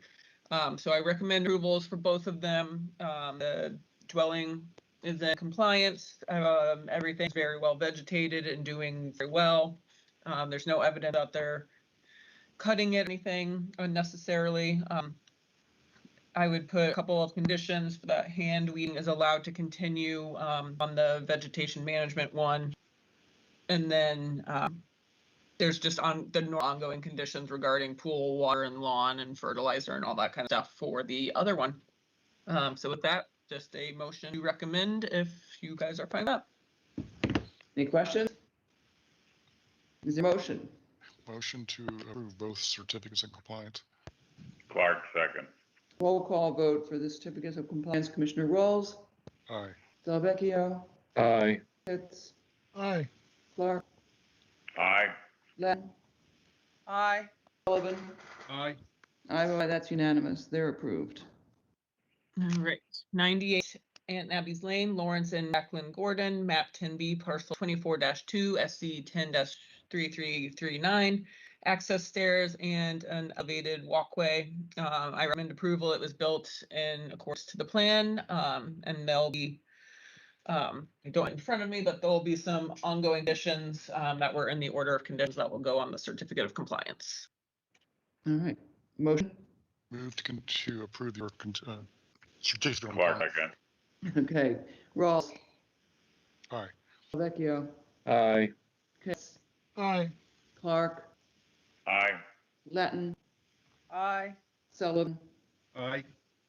And I vote aye too. That's approved. I'm going to skip 4 ministers for now and move on to 146 Strong Island Road. Jose Luis Quiroz Tuomi and Eduardo Quiroz Tuomi, map 13M, parcel C45, SE 10-1942. That's a stick upgrade. This is an old part from 2003, one of those property transfers happening, and then an order was found, but it was just for septic. And so things, the grass thrown over it again. So I recommend approval. Move to approve the certificate of compliance. Second. Roll call vote. Rawls, Aye. Delvecchio, Aye. Pitts, Aye. Clark, Aye. Latin, Aye. Sullivan. Aye. I vote aye. That's unanimous. All right. Do we want to hold on the next one too then? Yeah, probably. Those two have some painting issues. Right. One of the ministers is the revetment one is probably fine. But the second four ministers and 230 Sage Island have planting issues. So we'll have to just discuss those briefly. Okay. So how does this work, Nikki? If we're not going to adjourn, we're going to recess this, go into executive session, and then come back to this when we're finished, right? Correct. Okay. So everybody, do you have the link to go into executive session?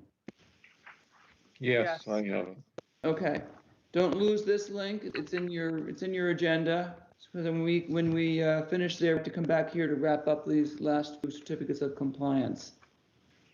So is there a motion to recess this hearing and move into executive session? Move to recess the public hearing and move into executive session.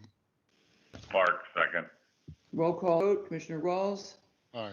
Delvecchio, Aye. Kiss, Aye. Clark, Aye. Latin. Karen? She's put herself on hold. Okay. Terry Sullivan. Aye. Okay. And I vote aye, Before you so, all right. go, for you, do we just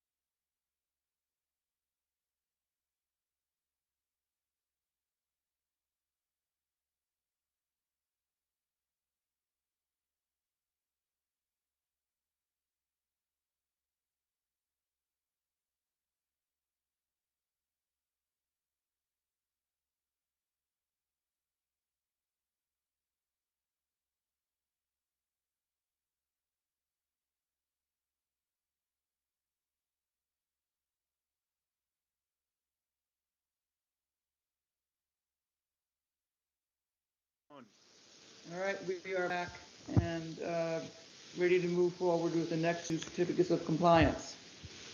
All right. So first we have 4 ministers. Foxman nominee trust map 17J parcel 6-A3 S10-3285. So for revetment. Unfortunately, I did the site visit at I guess high tide, and I couldn't get really to the front of the revetment, but from what I tell, it looks fine. And with compliance, that was mostly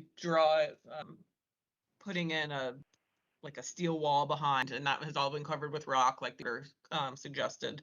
I do recommend approval for that one. So we can do a motion on that one unless anyone had any questions. I think I saw that possibly Roger might be here to discuss the other one. So if anyone had any questions about the revetment, I think Roger's here. Otherwise, we can just go ahead with the motion. Okay. All right, let's do the motion for 3285 for the revetment. We'll move to approve the motion for. I'm getting tired. Whatever. What is it? S10 3285. 3285. That's it. Yep. Clark seconds the motion for COC on SE 10 3285. That's exactly it. Roll call vote for this. Commissioner Rawls. Aye. Delvecchio. Aye. Pitts. Aye. Clark. Aye. Patton. Aye. Sullivan. Aye. And I vote aye. That one's approved. All right. Okay, next one. All right, so next one is again 4 Ministers Lane, Foxman nominee trust, map 17J, parcel /A3, SE10-3280, and this was for scour protection. So this one is, I shared it, it's supposed to be native plantings in these areas, and it was never specified in order or in any of the NOI materials that I could find that it specified what plantings to do. They chose grass, which will not survive because it's not getting, it has no sediment source to continue. Beach grass needs to get new sand added to continue to grow. So it's basically pretty much all died off. So it's basically just a big sand area. So they need to get a planting plan to me of what they are going to plant, and then we would still need the 3 growing seasons to make sure that they last. So I don't know. Again, Roger, I believe, is here if he had anything he wanted to say about it. Yes, good afternoon, Roger McNevich at Coastal Engineering. Yes, you can see from the picture, I agree, the vegetation that was planted is not doing well. And I had mentioned following a brief email from Nikki yesterday, I mentioned that I would be contacting the Foxmen and let them know they really should retain the services of a company, landscape company, to work up a landscape plan for the area and also a program to ensure the survivability of the plantings in this area. So I think we understand that this order conditions, this certificate of compliance request to be postponed until such time that work is done. We don't have any problem with that. Okay.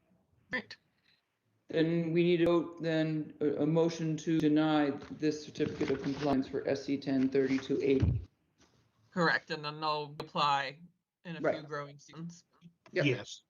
Yep. Okay. Thank you for that, Terry. Move Motion? to deny then the certificate of compliance for SE 3280.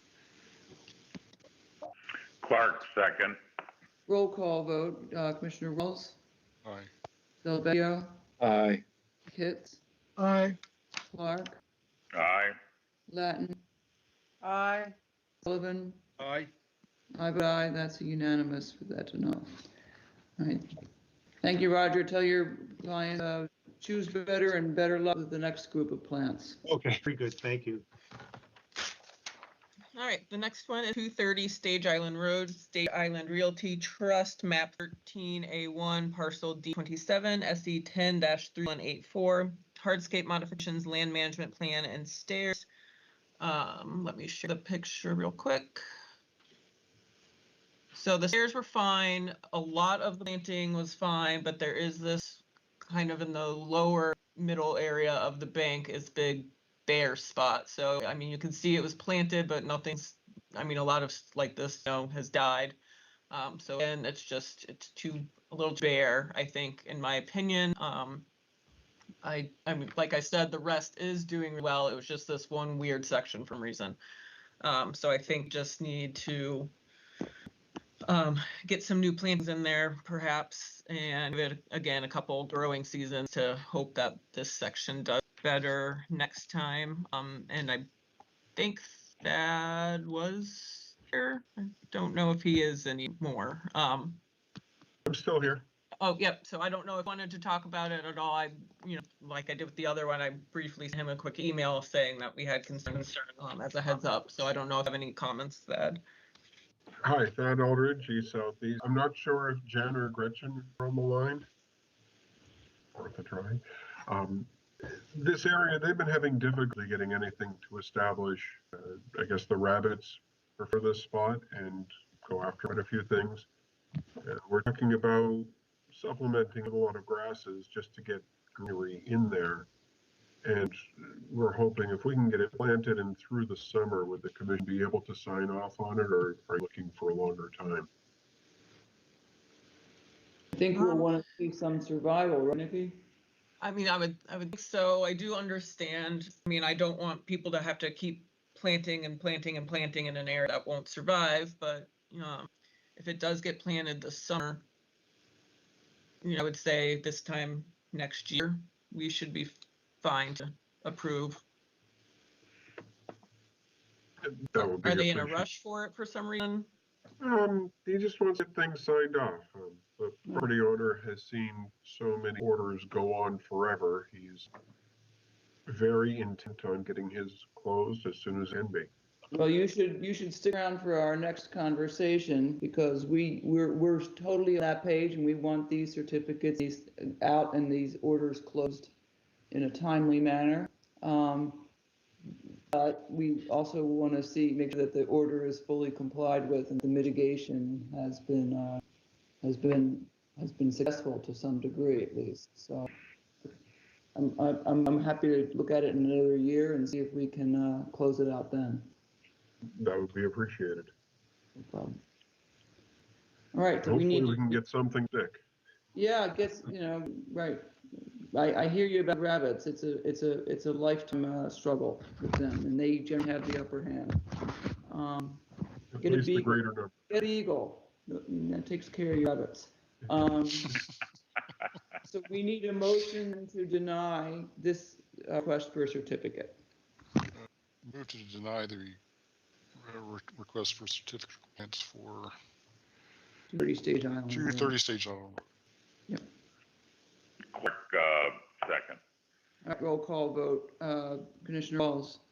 Aye. Delkio. Aye. Kitts. Aye. Clark. Aye. Latin. Aye. Sullivan. Aye. And I vote aye. So hope to maybe next year better luck. Absolutely. Thank you. Thank you. All right, so that's the end of all of our hearings.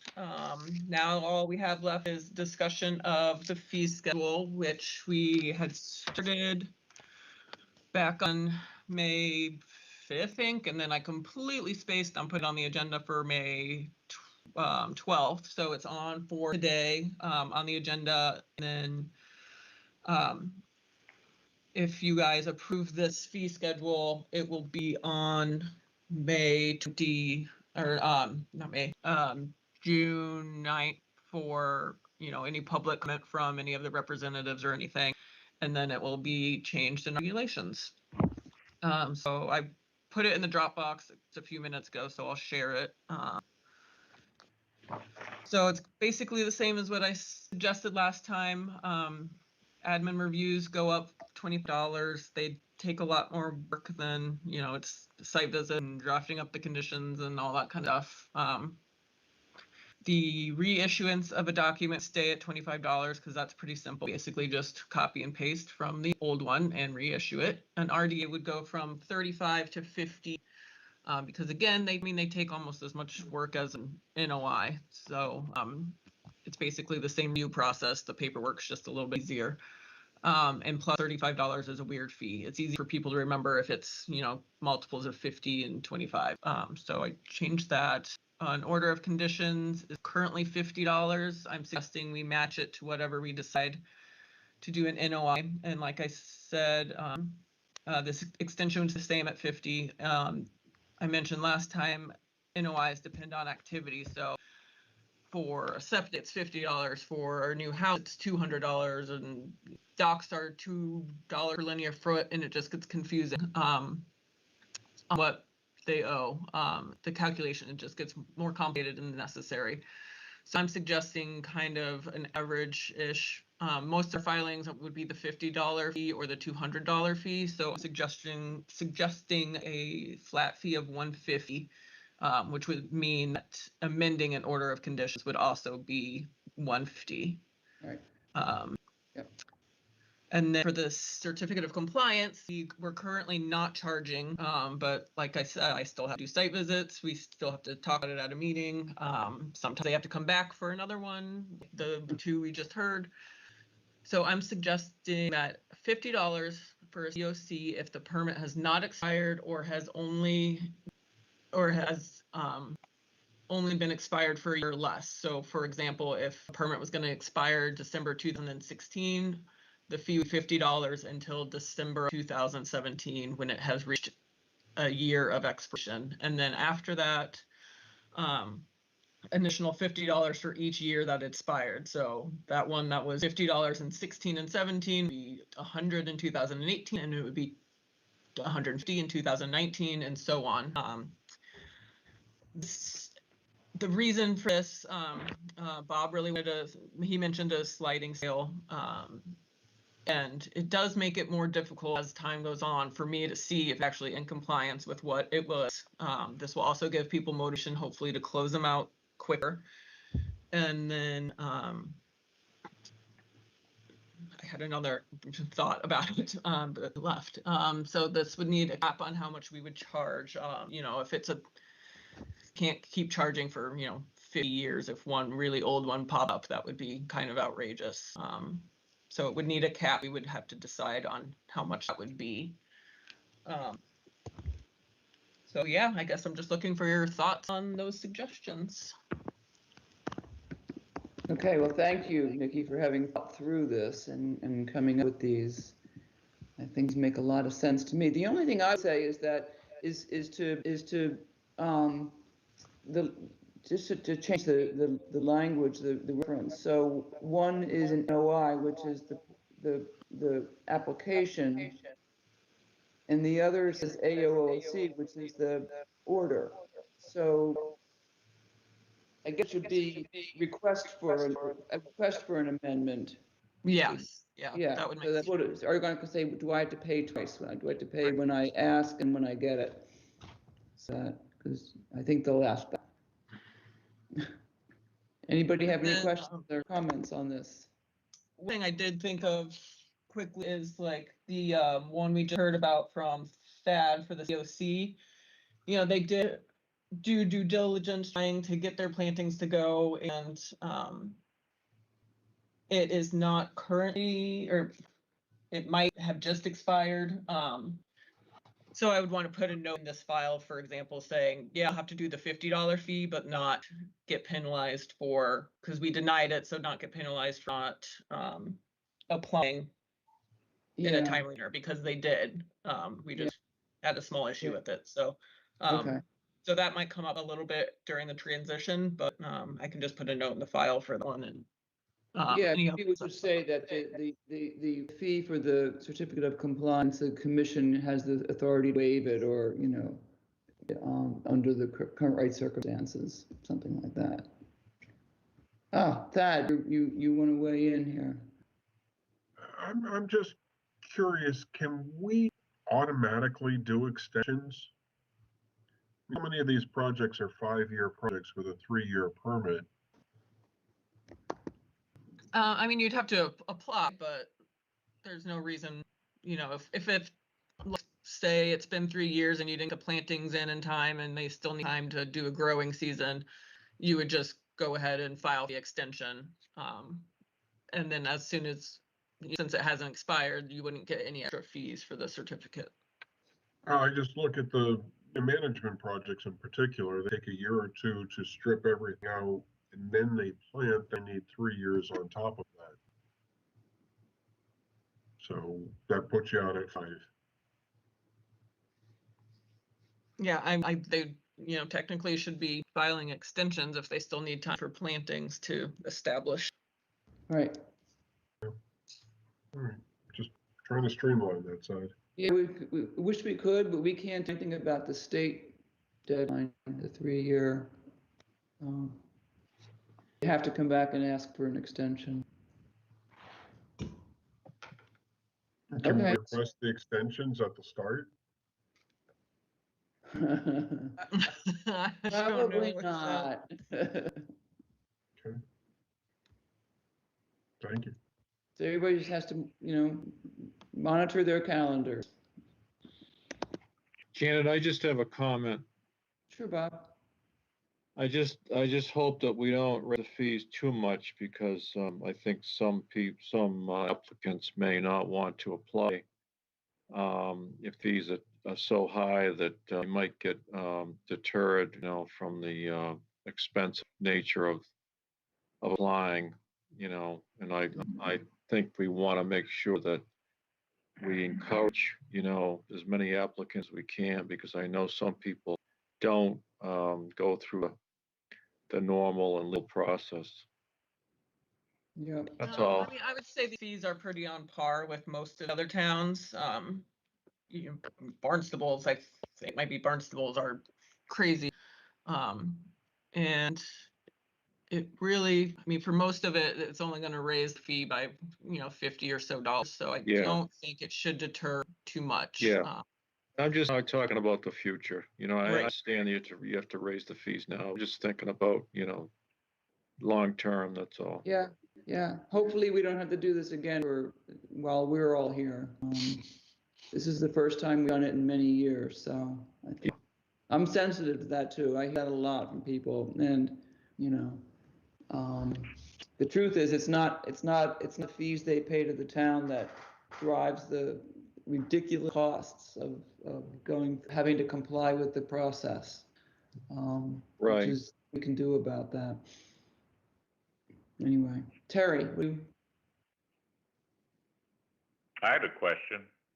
Okay, while these guys are finding okay, go ahead, Tom.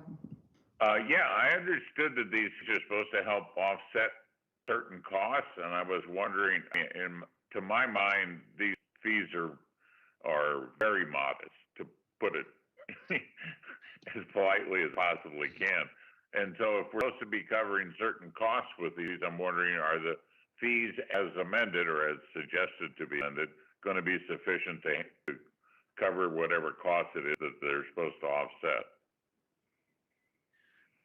I would have to research more what we generally take in each year. I haven't, since I haven't been here that long, I haven't done a year report of how many fees we've collected versus how much mine and Crystal's salaries are. And then I have to start including beach sticker fees to pay for Paul. So it's, it's a little more complicated to see if it matches up. I would doubt that covers everything, but at least it helps a little bit more.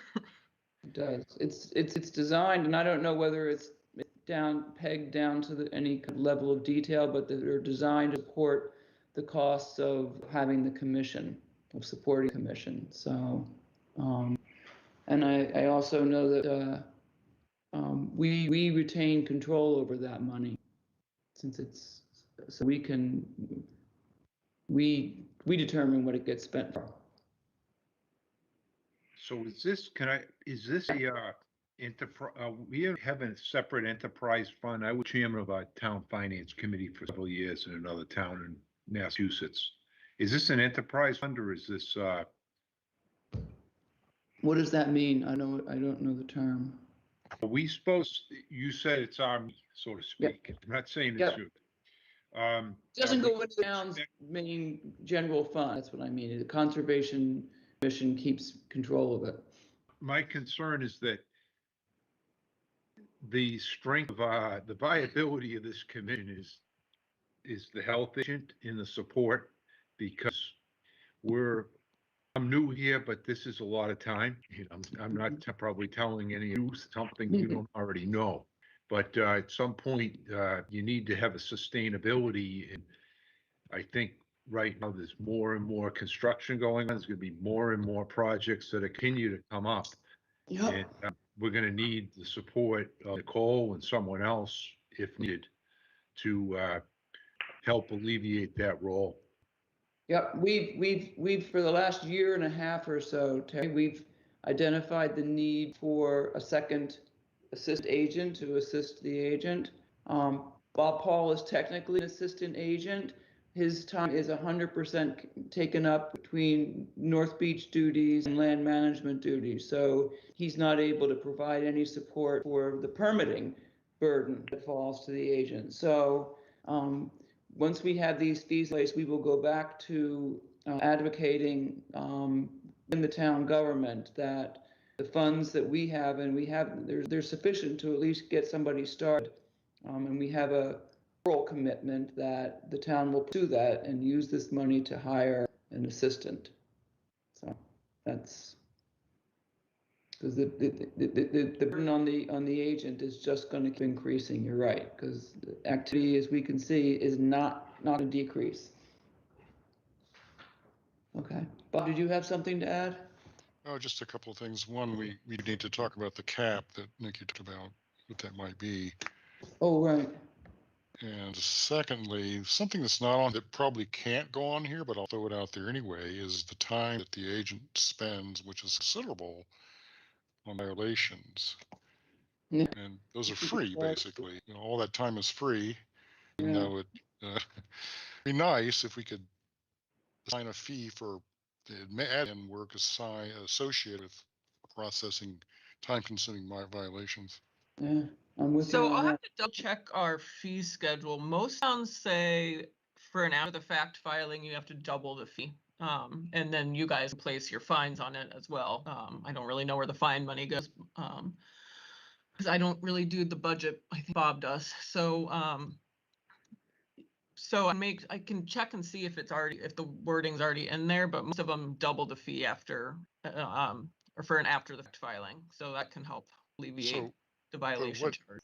What is our, I didn't know that we had a fee for an after.